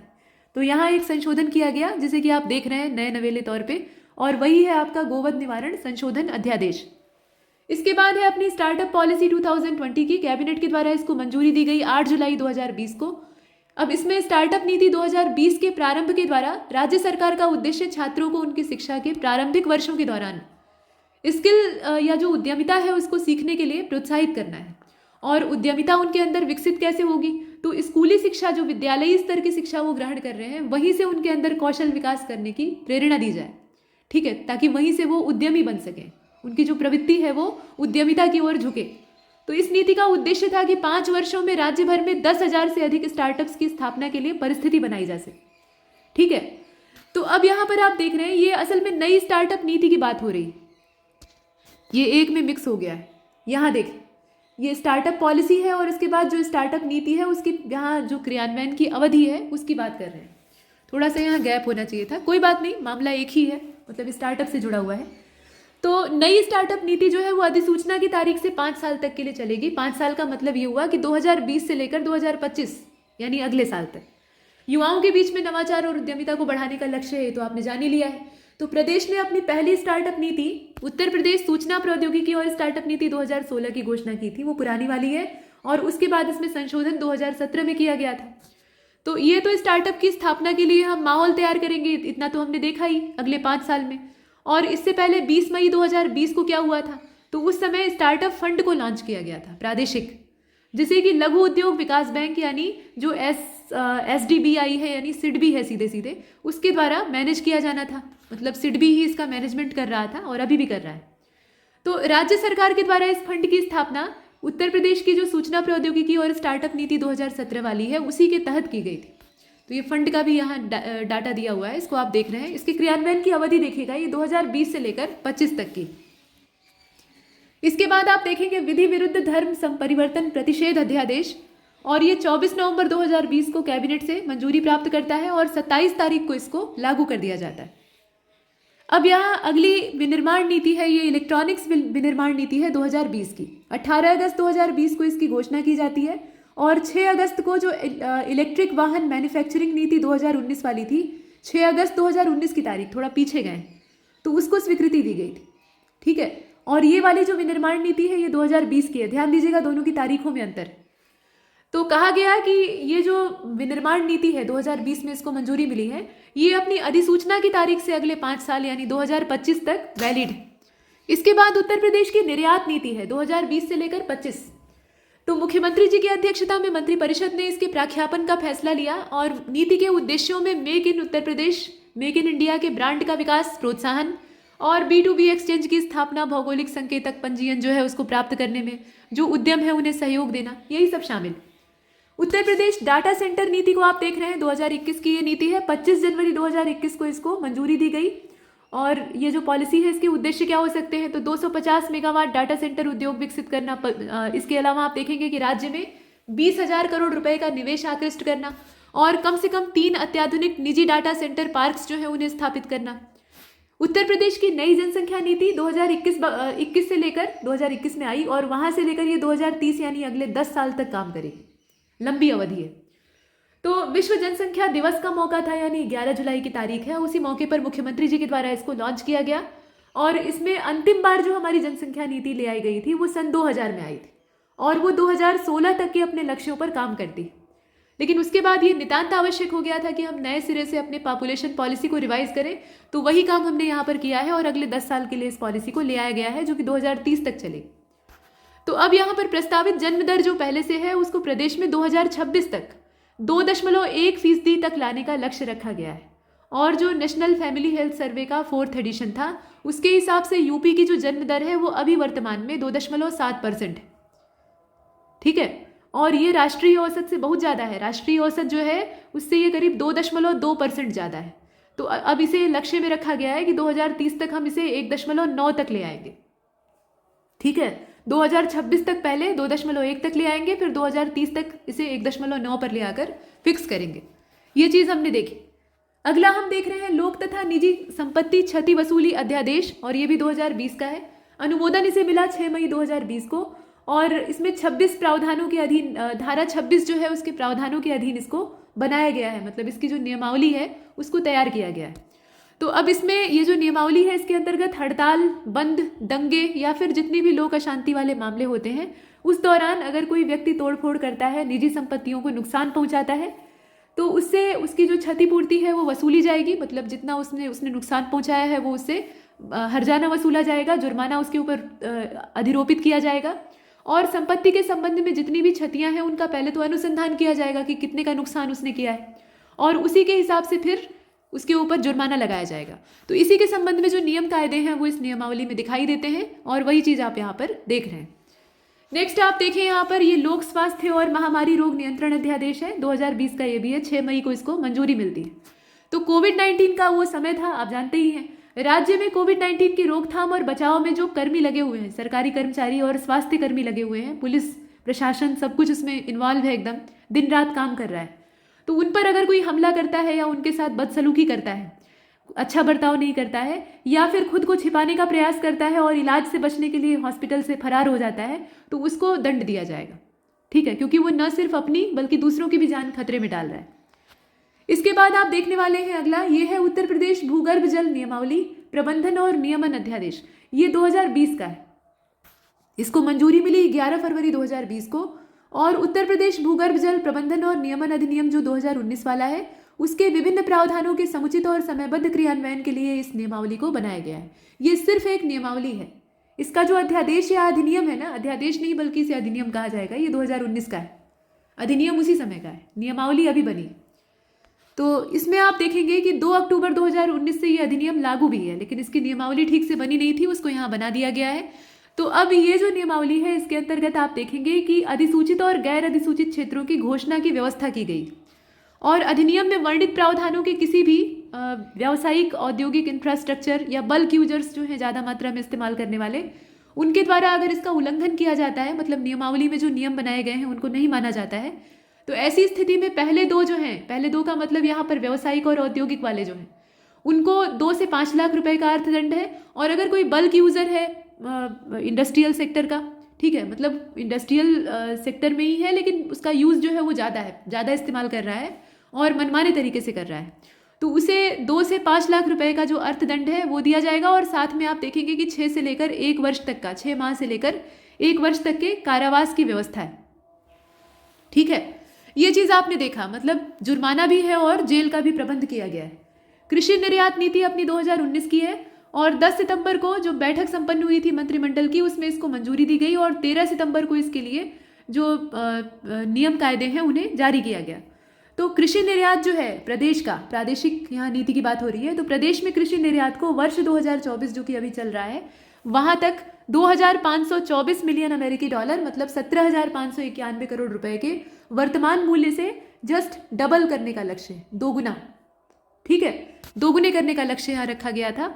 और इसका मूल उद्देश्य वही है, किसानों की आमदनी में वृद्धि करना, कृषि क्षेत्र में निर्यात को बढ़ावा देना, अंतर्राष्ट्रीय बाजार का आकलन करना और वहाँ तक जो अपना कच्चा माल है उसको पहुँचने में क्या बाधा आ रही है उसको खोजकर दूर करना, यही सब काम करना इसका लक्ष्य है। ठीक है, मतलब किसानों को मुनाफा पहुँचे सीधे सीधे। अपनी नई पर्यटन नीति आई हुई है ये 2022 की, इसको मंजूरी मिलती है 16 नवंबर 2022 की तारीख में और इसमें होटल इंडस्ट्री के लिए निवेश आधारित सब्सिडी की व्यवस्था की गई। ठीक है, ये चीज़ 10 करोड़ रुपए तक के निवेश पर 2 करोड़ रुपए और 500 करोड़ रुपए से अधिक का निवेश अगर करते हैं तो उसमें 40 करोड़ रुपए तक की सब्सिडी दी जाएगी। उत्तर प्रदेश की पर्यटन नीति 2018, उद्देश्य इसका क्या है कि 2023 तक यानी पिछले साल तक भारत सर्वाधिक इच्छित गंतव्य के तौर पे पर्यटन के क्षेत्र में उभरे और प्रतिवर्ष 500 करोड़ रुपए तक का इसमें निवेश किया जाए। मतलब निवेश जो है वो बाहर से हो, सरकार न करे, और निवेश को आकर्षित करने का लक्ष्य रखा गया है। देखिए ये दोनों एक में है, 2-3 अलग अलग नहीं है, एक ही में है। प्रतिवर्ष लगभग 5 लाख व्यक्तियों को रोजगार उपलब्ध करने का लक्ष्य, ये दोनों भी एक ही में है। मतलब रोजगार का सृजन हो सके पर्यटन के माध्यम से, उसके अलावा वहाँ पर निवेश आकर्षित हो सके, बाहर से लोग इसमें अपना पैसा लगाना चाहें इस इंडस्ट्री में, और 2023 तक भारत एक सबसे ज़्यादा फेवरेबल डेस्टिनेशन के तौर पे, टूरिस्ट डेस्टिनेशन के तौर पे डेवलप हो सके, ये सब इसमें इस दिशा में काम करने के लिए इस पॉलिसी को लाया गया था प्रादेशिक। और 19 फरवरी 2018 को इसको घोषित किया गया था। आगे देखते हैं। अच्छा, इसमें कुछ और पॉइंट, तो रोजगार उपलब्ध कराने का लक्ष्य तो है ही है, उसके अलावा जितने पर्यटक यहाँ पर आए, मतलब भ्रमण के लिए आए, स्थानों को देखने के लिए, तो उन्हें एक बढ़िया श्रेणी का अनुभव प्राप्त हो। ये नहीं कि यहाँ से शिकायतें लेकर जाएं कि इतनी असुविधा हुई, ऐसा नहीं। अच्छा, इसके बाद खाद्य प्रसंस्करण उद्योग नीति को देख लीजिए। ये 5 साल तक चलेगी, यानी 2017 से 5 साल आप समझ रहे हैं, यानी 22, तो ये प्रभावी वहाँ तक थी। कुल मिलाकर इसका उद्देश्य क्या था? ये जो खाद्य प्रसंस्करण का क्षेत्र है उसके लिए एक बढ़िया इन्वायरमेंट तैयार करना और अवस्थापना सुविधाओं का विकास करना, फूड प्रोसेसिंग जोन्स को चिन्हित करना, और फूड प्रोसेसिंग पार्क हो गया, मेगा फूड पार्क हो गया, कोल्ड चेन सुविधा है, पूंजी निवेश है, इन सबको प्रोत्साहित करना, रोजगार का सृजन करना, ये सब इसमें शामिल। ठीक है, ये चीज़ आपने देखी। उत्तर प्रदेश खाद्य प्रसंस्करण उद्योग नीति, अब ये 2 फरवरी 2023 को प्रख्यापित की गई और 5 साल तक चलेगी। 2023 की पॉलिसी है, 5 साल तक का मतलब आप समझ रहे हैं। और बीच में अगर कोई समीक्षा इसकी की जाती है या कोई आदेश आता है तो उसी हिसाब से इसमें परिवर्तन भी संभव है, लेकिन जो घोषित तारीखें हैं उसे आपने देखा। तो खाद्य प्रसंस्करण उद्योग नीति वर्ष 2017 के अंतर्गत प्राप्त हुए आवेदनों को खाद्य प्रसंस्करण नीति के प्रावधानों के अंतर्गत व्यवहारित किया जाएगा। मतलब ये हुआ ना कि पुराने जो इसमें आवेदन आए हैं पीछे वाले, उसको भी इसी नीति के प्रकाश में देखा जाएगा। मतलब अब जो नई नीति है उसके प्रावधानों के अंतर्गत उसे भी देखा जाएगा, उसकी समीक्षा की जाएगी, ये इसमें कहा गया है। और ये 5 साल की अवधि तक चलेगी, ध्यान दीजिएगा। इसके बाद अपनी खनिज नीति है। तो उत्तर प्रदेश की जो खनिज नीति है, इसमें पहली बार हमने खनिज नीति प्रस्तुत की थी। ये 22 दिसंबर 1998 की तारीख। खनिज को उद्योग का दर्जा मिला था। तो प्रदेश के 10 जिलों को खनिज बाहुल्य वाला घोषित किया गया था। हालांकि ईमानदारी की बात यह है कि हम लोगों के पास खनिज संपदा बहुत कम है। जो बहुमूल्य खनिज है वो हमारे पास नहीं के बराबर है, और जो मध्यम या औसत दर्जे के खनिज हैं उनकी कुछ तादाद पाई जाती है, लेकिन वो भी दक्षिणी छोर पर ही पाई जाती है। तो अब यहाँ पर आप देख रहे हैं कि भूतत्व और खनिकर्म निर्देशालय जो है उसके द्वारा खोजे गए खनिज भंडारों को विकसित करके उनको उद्योग के तौर पर विकसित करने के लक्ष्य से इस पॉलिसी को लाया गया था। तो 1974 में उत्तर प्रदेश राज्य खनिज विकास निगम स्थापित हुआ। उसके बाद ये जो पॉलिसी है, मतलब मिनरल पॉलिसी है राज्य की, उसको लाया जाता है। इसके बाद कौशल सतरंग योजना है। ये उत्तर प्रदेश के मुख्यमंत्री जी के द्वारा यानी योगी जी के द्वारा 2020 में शुरू की गई थी और बेरोजगार युवाओं को विशेष प्रशिक्षण देने का लक्ष्य यहाँ रखा गया था। इसके बाद दिव्यांगजन शादी विवाह प्रोत्साहन पुरस्कार योजना को आप देख रहे हैं। इसकी घोषणा की गई दिव्यांगजनों की मदद के लिए, शादी विवाह प्रोत्साहन के लिए। भाग्य लक्ष्मी योजना 2017 की है, बालिकाओं के लिए छात्रवृत्ति योजना के तौर पे, ठीक है। मतलब कन्याओं को शिक्षा के बेहतर अवसर देने का लक्ष्य था, और लड़कियों को पालने और शिक्षित करने के लिए परिवारों को वित्तीय सहायता दी जाएगी। इसके बाद नवीन रोजगार छतरी योजना है। आदित्यनाथ जी के द्वारा 18 जुलाई 2020 को इसको लॉन्च किया गया। किसान कल्याण योजना, ये योजना नहीं बल्कि एक बड़ा मिशन है, और किसानों की आमदनी दोगुनी करने के लक्ष्य से इसको शुरू किया गया था 6 जनवरी 2021 की तारीख में। लखनऊ के सरोजनी नगर विकास खंड से ये मिशन लॉन्च हुआ था मुख्यमंत्री जी के सौजन्य से। आगे चलते हैं। ये है अपनी मुख्यमंत्री कन्या सुमंगला योजना। महिला सशक्तिकरण के लिए इसको लागू किया गया और 1 अप्रैल 2019 से ये चल रही है। तो बालिका शिक्षा और बालिका स्वास्थ्य तथा बालिकाओं के समग्र विकास को प्रोत्साहित करना, यही इसका लक्ष्य है। समाज की सोच में सकारात्मक परिवर्तन लाने का लक्ष्य है, और इसके अंतर्गत जो पात्र बालिकाएं हैं उन्हें 6 विभिन्न श्रेणियों में 15,000 रुपए की सहायता की व्यवस्था की गई थी, और अभी हाल फिलहाल में इस धनराशि को बढ़ाकर 25,000 कर दिया गया है। तो उसको आप अपडेट कर लीजिएगा, शुरुआत में हमने उस चीज़ को बताया है, ठीक है। इसके बाद कौशल सतरंग युवा हब और अप्रेंटिसशिप योजना जो है इसको भी देख लीजिए। ये 3 महत्वाकांक्षी योजनाएं शुरू की गई 13 मार्च 2020 की तारीख में युवाओं के सर्वांगीण विकास के लिए, कौशल विकास और रोजगार सृजन के उद्देश्य से। आगे आप देख रहे हैं ये मिनी ग्रीन ट्यूबवेल योजना है, सामूहिक योजना है असल में, और 14 अक्टूबर 2020 को इसको मंजूरी मिलती है।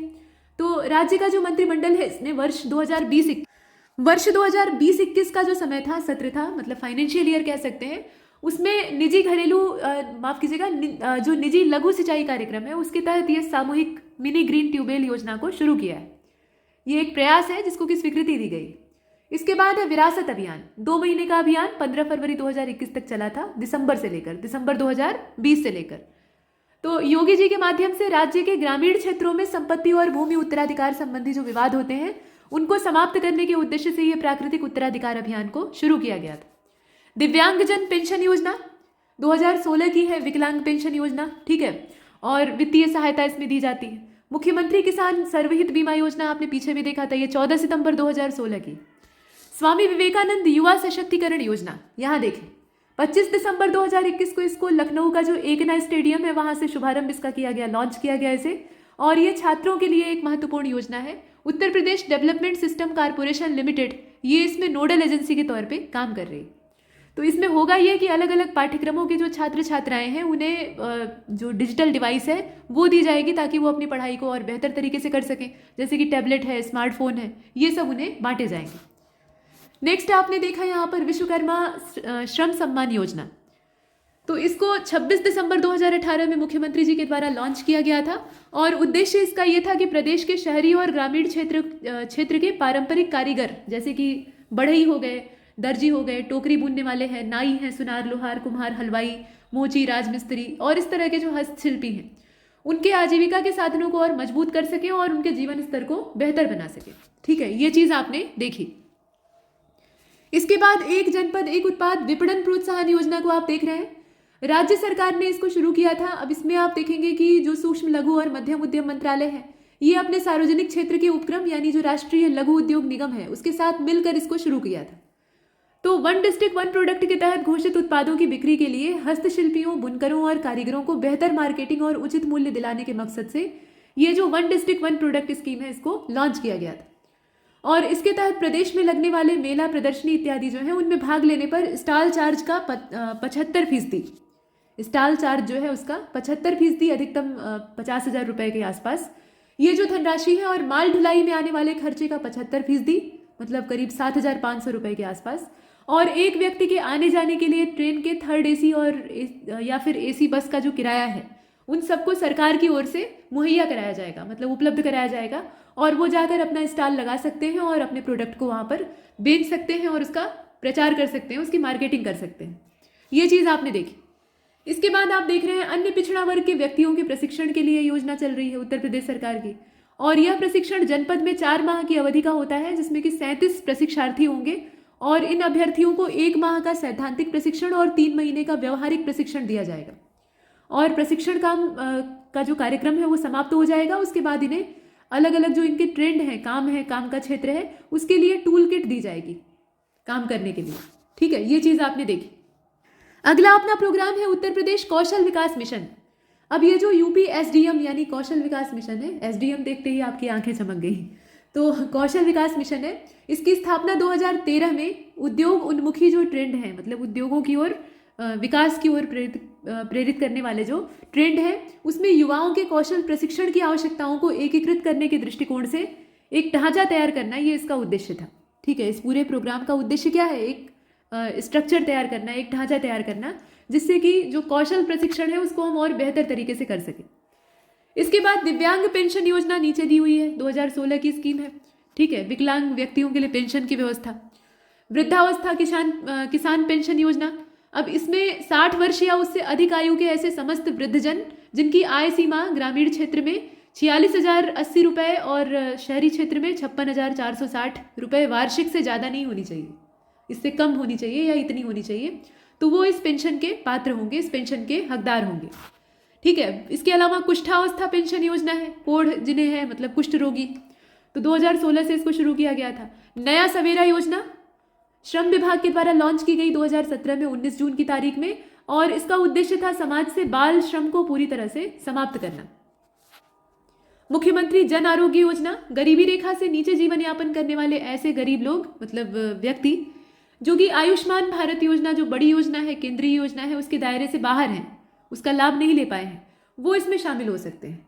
शुरुआत इसकी मार्च 2019 से की गई, और इस योजना के तहत हीमोग्लोबिन या फिर यूरिन की जांच, या फिर जो गर्भावस्था परीक्षण होता है, या यूरिन का जो टेस्ट होता है उसमें एल्ब्यूमिन की जांच होती है, या फिर बाकी चीज़ें, ग्लूकोज लेवल चेक किया जाता है, ग्लूकोमीटर के द्वारा जो ब्लड ग्लूकोज का लेवल चेक किया जाता है। तो ये सारी, मतलब जो पैथोलॉजी में एक बेसिक जांच होती है, वो सारी सुविधाएं इस योजना के तहत उपलब्ध होंगी और निश्चित तौर पर निःशुल्क होंगी, इसमें कोई पैसा नहीं लगेगा।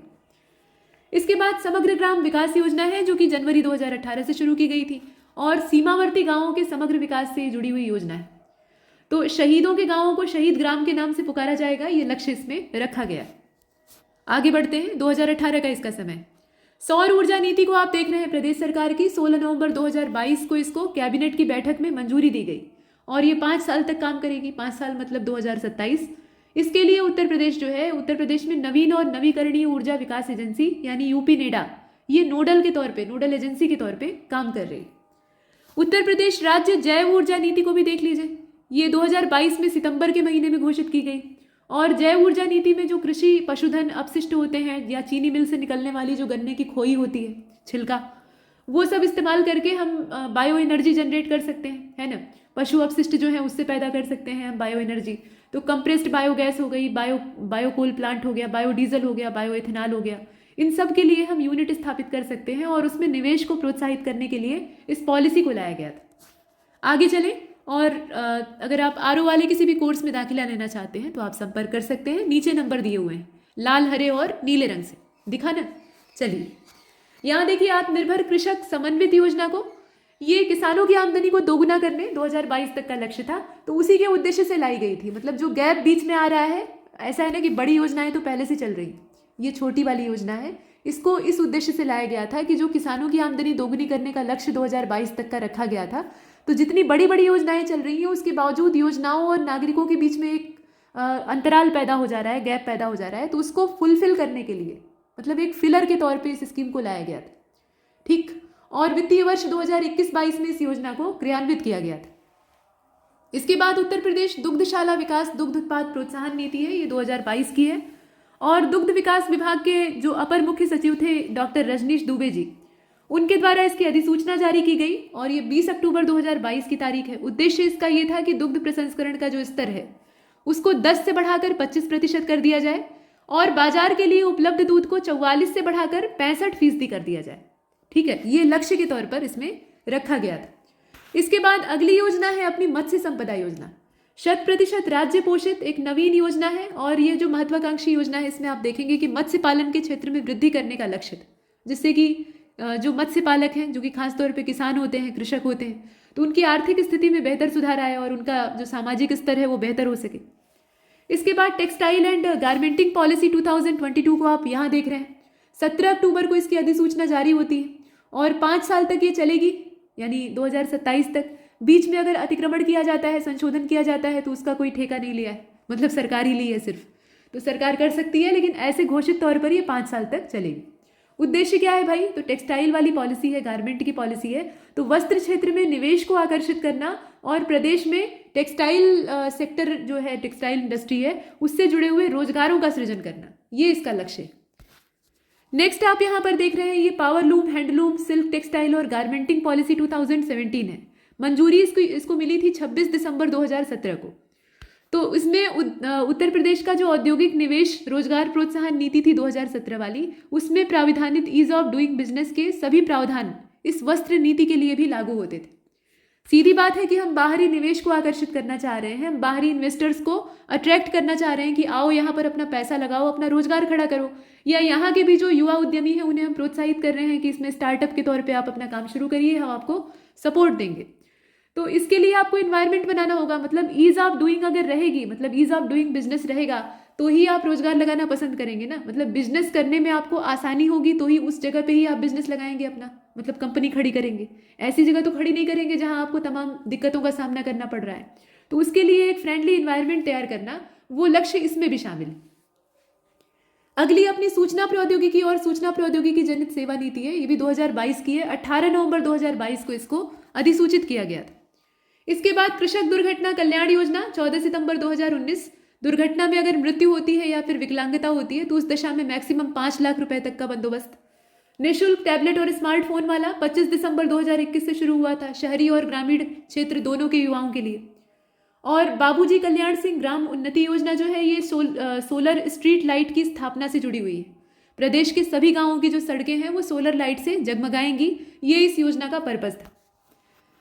नेक्स्ट आप देखेंगे सक्षम सुपोषण योजना, मुख्यमंत्री सक्षम सुपोषण योजना, और ये वित्तीय वर्ष 2021-22 में क्रियान्वित की गई। इसके माध्यम से महिलाओं और बच्चों को बेहतर पोषण उपलब्ध किया जाएगा। तो महिलाओं और बच्चों के कुपोषण के मुद्दे से निपटने के लिए एक नई योजना के तौर पे ये शुरू हुई, और 5 साल से कम उम्र के बच्चे और 11 से 14 साल के बीच की जो किशोरी लड़कियां होती हैं, ये सबसे ज़्यादा एनीमिया से ग्रस्त होते हैं। ठीक है, खून की कमी इन्हें सबसे ज़्यादा सताती है, तो इन्हें सूखे राशन के अलावा पोषाहार भी दिया जाएगा, जिससे कि इन्हें पौष्टिक जो भोज्य पदार्थ हैं और आवश्यकताएं हैं इनकी पूर्ण होती रहे। तो ये चीज़ आपने देखी।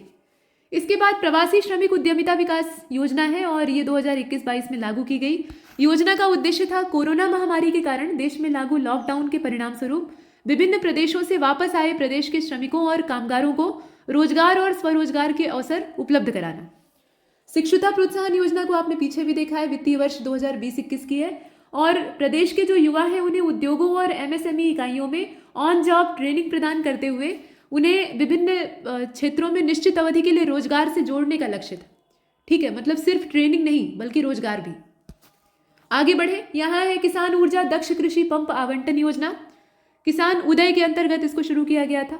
शबरी संकल्प आपका कुपोषण से लड़ने के लिए लाया गया अभियान है, 2017 का है। ठीक है, 29 जिलों में इसे शुरुआत में लागू किया गया था।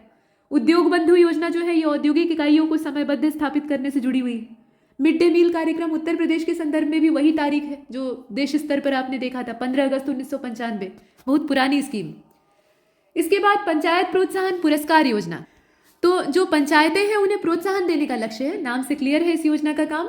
तो पंचायतों को उत्कृष्ट कार्यों हेतु प्रोत्साहित और पुरस्कृत करने के लिए इसका संचालन किया गया 2017-18 में, और प्रत्येक वर्ष धनराशि की उपलब्धता के हिसाब से ग्राम पंचायतों को पहला, दूसरा, तीसरा, चौथा, पांचवा ऐसी श्रेणियों में पुरस्कार बांटा जाएगा। जैसे होता है ना पहला पुरस्कार, दूसरा पुरस्कार, वैसे ही। डॉक्टर राम मनोहर लोहिया पंचायत सशक्तिकरण योजना, ई गवर्नेंस की स्थापना के उद्देश्य से इसको शुरू किया गया था और ये 2016-17 की स्कीम है और ये पूरी तरह से राज्य सरकार के द्वारा 100% वित्त पोषित है। ध्यान दीजिएगा, राज्य सरकार इसमें पूरी तरह से वित्त पोषण कर रही थी।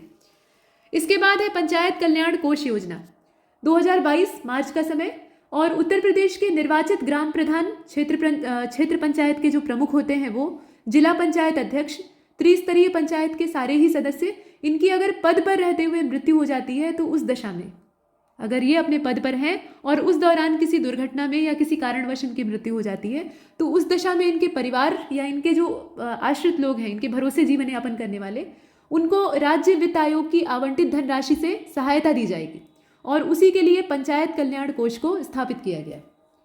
ये एक अच्छी बात। निर्माण कामगार आवास सहायता योजना, मूल उद्देश्य है पंजीकृत कर्मकारों को आवासीय सुविधा हेतु अनुदान उपलब्ध कराना। और अगला हम प्रोग्राम देख रहे हैं मेधावी छात्र पुरस्कार योजना। अब इसमें जो भवन या फिर सन्निर्माण कर्मकार होते हैं, भवन निर्माण में जुड़े हुए कर्मचारी होते हैं, मतलब शिल्पी होते हैं, तो उनके जो मेधावी बच्चे हैं उन्हें शिक्षा से जोड़ने का लक्ष्य और उच्च शिक्षा और व्यावसायिक शिक्षा वो प्राप्त कर सकें, इसके लिए कक्षा 5 से लेकर इंजीनियरिंग और चिकित्सा की पढ़ाई, मतलब डॉक्टरी वो करना चाहते हैं या इंजीनियरिंग की फील्ड में आना चाहते हैं, तो उसके लिए 4,000 रुपये से लेकर 12,000 रुपये, 4,000 रुपये से लेकर 12,000 रुपये प्रतिवर्ष सहायता दी जाएगी। ठीक है। संत रविदास शिक्षा सहायता योजना को देख लीजिए। इसके अंतर्गत बोर्ड में पंजीकृत निर्माण श्रमिकों के अधिकतम 2 बालक 2 बालिकाओं को कक्षा 1 से प्रारंभ होकर उच्च शिक्षा हेतु छात्रवृत्ति का बंदोबस्त किया जाएगा। ठीक है, ये चीज आप देख रहे हैं। इसके बाद आवासीय विद्यालय योजना, इसमें निर्माण श्रमिकों के साथ कार्यस्थल पर ही रहने वाले जो बच्चे हैं, उनके निर्माण श्रमिक हैं, दिन रात एक करके अपना कंस्ट्रक्शन में लगे हुए हैं, तो उनके साथ कार्यस्थल पर रहने वाले जो 6 से 14 वर्ष की आयु वर्ग के बच्चे हैं, उन्हें प्राथमिक, जूनियर हाई स्कूल और माध्यमिक शिक्षा की सुविधा मिल सके और जो शिक्षा की सुविधा है वो भी ऐसी वैसी नहीं बल्कि गुणवत्ता वाली मिल सके, ये सुनिश्चित करना इस आवासीय विद्यालय योजना का लक्ष्य था, जहां इन्हें रहने की सुविधा भी उपलब्ध कराई जाएगी। ठीक है। इसके बाद निर्माण कामगार अंत्येष्टि सहायता योजना को आप देख रहे हैं। कई बार ऐसा होता है ना, ये इसको आप सोच रहे होंगे कि ऐसा कैसे होगा कि साथ में रहते हैं। साथ में इस वजह से रहते हैं, उनकी मजबूरी है, मतलब वो अपना पूरा परिवार ही लेकर चलते हैं और जहाँ उन्हें कॉन्ट्रैक्ट मिलता है वहाँ काम करते हैं, तो वो अपने साथ पूरा अपना जो परिवार है, लड़के बच्चे पत्नी सब साथ में रहते हैं। तो बच्चे भी उनके साथ दर दर ठोकर खाते हैं, पढ़ने लिखने में भले अच्छे हैं लेकिन एक जगह टिके नहीं है, और बाप और माँ का सामर्थ्य भी नहीं है, दोनों काम में लगे हुए हैं। तो बच्चे जो है वो मारे मारे फिरते हैं, वहीं कहीं आसपास पड़े रहेंगे जब तक वो लोग काम करेंगे। तो उनके लिए ये एक बोर्डिंग सुविधा है, मतलब रह कर आप पढ़ाई कर सकते हो, माता पिता आपको यहाँ भर्ती करवा देंगे, सरकार आपका पूरा खर्चा उठा लेगी। इसके बाद निर्माण कामगार अंत्येष्टि सहायता योजना, इसी के ठीक नीचे जो निर्माण श्रमिक है उनकी अगर मृत्यु हो जाती है तो ऐसी स्थिति में उनके अंत्येष्टि अंतिम संस्कार के लिए 25,000 रुपये की तात्कालिक आर्थिक सहायता, और वो भी 15 कार्य दिवस में प्रदान की जाएगी। बताइए भला, कोई मरता है आदमी तो तत्काल पैसे की आवश्यकता होती है ना, उसके अंतिम संस्कार के लिए 15 दिन तक कैसे इंतजार करेंगे? सरकारी कामकाज ऐसा ही होता है।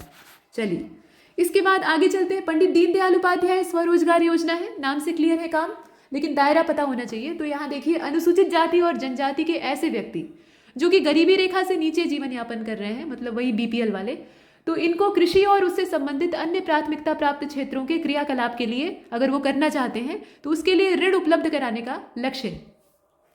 समग्र शिक्षा अभियान, 14 से 18 वर्ष की आयु वर्ग के जो बालक बालिका हैं, भारत सरकार की सहायता से इन सभी बच्चे बच्चियों को माध्यमिक स्तर पर गुणात्मक शिक्षा उपलब्ध कराने का लक्ष्य।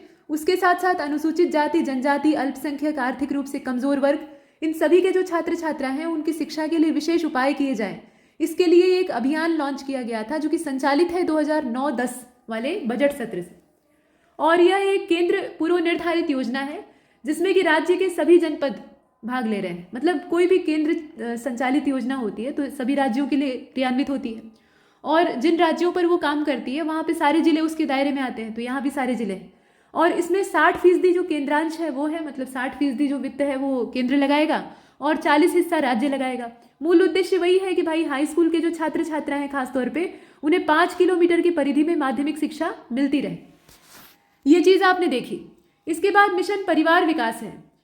3 या 3 से अधिक प्रजनन दर वाले 57 जनपदों में कार्यक्रम संबंधी गतिविधियों की ग्राह्यता और गर्भ निरोधक सामग्री की जन समुदाय की सुगम उपलब्धता हेतु इस योजना को लाया गया था अप्रैल 2017 में। तो आबादी नियंत्रण इसका उद्देश्य। शहरी स्वास्थ्य मिशन राष्ट्रीय स्तर का, मलिन बस्तियों में निवास करने वाली जनसंख्या को बेहतर स्वास्थ्य, बेहतर जीवन शैली उपलब्ध कराना, ये इसका लक्ष्य था, खासतौर पर स्वास्थ्य सुविधाएं। तो भारत सरकार के निर्देशों के ही क्रम में 2013-14 में प्रदेश के राष्ट्रीय शहरी स्वास्थ्य मिशन का शुभारंभ किया गया। तो प्रदेश में कब से शुरू हुआ है वो तारीख यहाँ दी हुई है, बाकी राष्ट्रीय स्तर पर तो है ही। ये चीज़ आपने देखी। इसके बाद है जननी सुरक्षा योजना। राष्ट्रीय ग्रामीण स्वास्थ्य मिशन के अंतर्गत वर्ष 2005 से जननी सुरक्षा योजना प्रदेश के सभी 75 जिलों में संचालित हो रही है। तो इस योजना में राज्य स्तरीय जो राजकीय चिकित्सालय हैं उसके जनरल वार्ड में संस्थागत प्रसव कराने वाली महिलाओं को ग्रामीण क्षेत्र में 1400 रुपये और शहरी क्षेत्र में 1000 रुपये, और बीपीएल श्रेणी के घरेलू प्रसव के लिए 500 रुपये की सहायता राशि दी जाएगी। तो जो संस्थागत प्रसव है उसको बढ़ावा देने का लक्ष्य है, ताकि लोग हॉस्पिटल से जुड़ें और जो जान का जोखिम हो जाता है ऐसे मामलों में तो उससे निपटा जा सके। इसके बाद आगे चलते हैं। घरेलू जो अप्रशिक्षित दाइयाँ होती हैं उनके माध्यम से डिलीवरी कराना वो एक रिस्की काम होता है। जननी शिशु सुरक्षा कार्यक्रम को देख लीजिए। समस्त जनपदों में ये अगस्त 2011 से लागू है, और इस योजना का मूल उद्देश्य है प्रसव हेतु सभी गर्भवती महिलाओं और प्रसूताओं को समस्त औषधियाँ और जांच आदि की जो निःशुल्क व्यवस्था है वो करना। ठीक है, ये भी वही चीज़, मतलब वैसा ही कार्यक्रम है, ये कहने का मतलब। किशोरी सुरक्षा योजना, ये प्रदेश के समस्त जनपदों में सरकारी और परिषदीय विद्यालयों में पढ़ने वाली कक्षा 6वीं से लेकर 12वीं तक की जो किशोर व लड़कियां हैं उनके लिए है, और निःशुल्क सैनिटरी नैपकिन्स का वितरण इसमें किया जाएगा ताकि मासिक धर्म स्वच्छता से वो परिचित हो सके। बाबा साहब अम्बेडकर रोजगार प्रोत्साहन योजना, सतत रोजगार के अवसर सृजित करने का लक्ष्य है ग्रामीण क्षेत्र में, और नवंबर 2019 के जो नवीन मार्गदर्शी सिद्धांत है उसके हिसाब से इसको निर्धारित किया गया है, और इसमें अनुसूचित जाति जनजाति को 23% का आरक्षण फिक्स किया गया है। ठीक है, 23%। आगे चले, मातृत्व शिशु और बालिका मदद योजना। अब इसमें मातृत्व शिशु मदद योजना जो है पंजीकृत पुरुष कर्मकार की जो पत्नियां हैं उनको अधिकतम 2 बच्चों तक, ठीक है, सिर्फ अधिकतम 2 बच्चों तक, प्रसव के उपरांत शिशुओं के 2 वर्ष की आयु पूरी होने तक पौष्टिक आहार उपलब्ध कराने का लक्ष्य है। तो कामगारों की पत्नियों के मातृत्व हित लाभ के रूप में 6000 रुपये एक मुश्त, और महिला निर्माण श्रमिक को उपरोक्त के अतिरिक्त 1000 रुपये की धनराशि चिकित्सा बोनस के रूप में दी जाएगी। मतलब अगर महिला का पति काम कर रहा है तो 6000 रुपये की एक मुश्त धनराशि है, और अगर महिला खुद काम कर रही है तो उसमें 1000 रुपये उसे बोनस के तौर पे दिया जाएगा इलाज के लिए, दवाओं के लिए। ठीक है, इसके बाद आप देख रहे हैं नेशनल पैलिएटिव केयर प्रोग्राम को। ये 2016-17 का है, और palliative cancer control health care of elderly कार्यक्रम जो है इसका एक महत्वपूर्ण घटक है। वर्तमान में ये 15 जिलों में चल रहा है। ध्यान दीजिएगा, ये प्रदेश के सभी जिलों में नहीं है, सिर्फ 15 जिलों में है। शुरुआत इसकी 2016-17 से हुई थी। इसके बाद है तंबाकू नियंत्रण कार्यक्रम, ये राष्ट्रीय स्तर का है। प्रदेश में इसका जो संचालन है ये आप देखेंगे कि COTPA है, और साथ में जो तंबाकू नियंत्रण कार्यक्रम है ये सामान्य जनता और विशेष रूप से जो युवा पीढ़ी है जो कि तंबाकू के फेर में आकर बर्बाद हुई जा रही है, तो उसको तंबाकू की हानियों से अवगत कराना और जागरूक करना। और मजे की बात यह है कि हर तंबाकू का शौकीन व्यक्ति जो कि दिन रात गुटखा और सुरती चबाता रहता है या फिर इसी तरह की और किसी प्रोडक्ट का सेवन करता है, तो वो इसके सारे नुकसानों से परिचित होता है। वो दिन रात जो गुटखे का पैकेट है, सुरती का पैकेट है, आशा खैनी का पैकेट है, उस पर भयंकर भयंकर कैंसर के पीड़ितों की तस्वीरें देखता रहता है कि जबड़ा पूरा खत्म हो गया है, सब बाहर आ गया है, ऐसे विभत्स चेहरा। लेकिन उसके बावजूद उसको ऐसे मजाक में फाड़ के फेंक देता है और अपने मुंह में ठूस लेता है गुटखा। तो ये अनदेखा करने वाली प्रवृत्ति है। मतलब वो चाह के भी उस नशे के जाल से बाहर नहीं निकल पाते। ये बात है। असली समस्या यहाँ इच्छा शक्ति की कमी है। ठीक है, जागरूकता तो है ही है, लेकिन चाह के भी अपना मनोबल मजबूत नहीं कर पाते। इसके बाद आप देख रहे हैं निर्यात बाजार हेतु डिजाइन वर्कशॉप। ये योजना जो है ये प्रदेश के प्रमुख हस्तशिल्प क्षेत्रों में जहां हस्तशिल्पियों के द्वारा निर्यात योग्य उत्कृष्ट कलाकृतियां बनाई जा रही हैं वहां संचालित की जाती है। और 15 दिवसीय प्रशिक्षण कार्यक्रम इसमें होता है और प्रति कार्यक्रम 20 शिल्पी इसमें प्रतिभाग करते हैं। ठीक है, 20। ग्रामोद्योग रोजगार योजना बेरोजगारी का समाधान करने का उद्देश्य है जो ग्रामीण क्षेत्रों में तेजी से बढ़ रही है, और ग्रामीण शिक्षितों का शहरों की ओर पलायन जो हो रहा है उसको हतोत्साहित करने का लक्ष्य है। अधिक से अधिक रोजगार के अवसर गांव में ही उपलब्ध हो सके, और प्रदेश के ग्रामीण क्षेत्रों के व्यक्तिगत उद्यमियों को पूंजीगत ऋण 10 लाख रुपए तक की वित्तीय सहायता बैंकों के माध्यम से दी जा सके, ये इसमें बंदोबस्त किया गया है। इसके बाद है मुख्यमंत्री हस्तशिल्प पेंशन योजना। प्रदेश के हस्तशिल्पियों के जीवन स्तर और उनकी जो आर्थिक स्थिति है उसमें काफी बेहतर परिवर्तन, गुणात्मक सुधार यानी दिन दूना रात चौगुना, तो उस तरह का सुधार लाने के लिए पारंपरिक कलाओं को अक्षुण्ण बनाए रखने के लिए प्रदेश सरकार का ये प्रोग्राम शुरू हुआ है जिसका नाम है हस्तशिल्प पेंशन योजना। सीधी बात है, इसमें हस्तशिल्प के क्षेत्र में जो काम करने वाले लोग हैं उनके लिए पेंशन का बंदोबस्त है और 500 रुपये प्रतिमाह की पेंशन दी जाएगी। ठीक है, 500 रुपये प्रतिमाह की पेंशन दी जाएगी जो इसमें चयनित होंगे। इसके बाद अगली स्कीम अपनी है पिछड़ा वर्ग प्रशिक्षण योजना। वित्तीय वर्ष 2018-19 का समय है। पिछड़े वर्ग के व्यक्तियों के लिए पिछड़ा वर्ग प्रशिक्षण योजना की शुरुआत की गई और इसमें होगा ये कि पिछड़ा वर्ग के लाभार्थियों के विभिन्न ट्रेंड में 4 माह का कौशल विकास प्रशिक्षण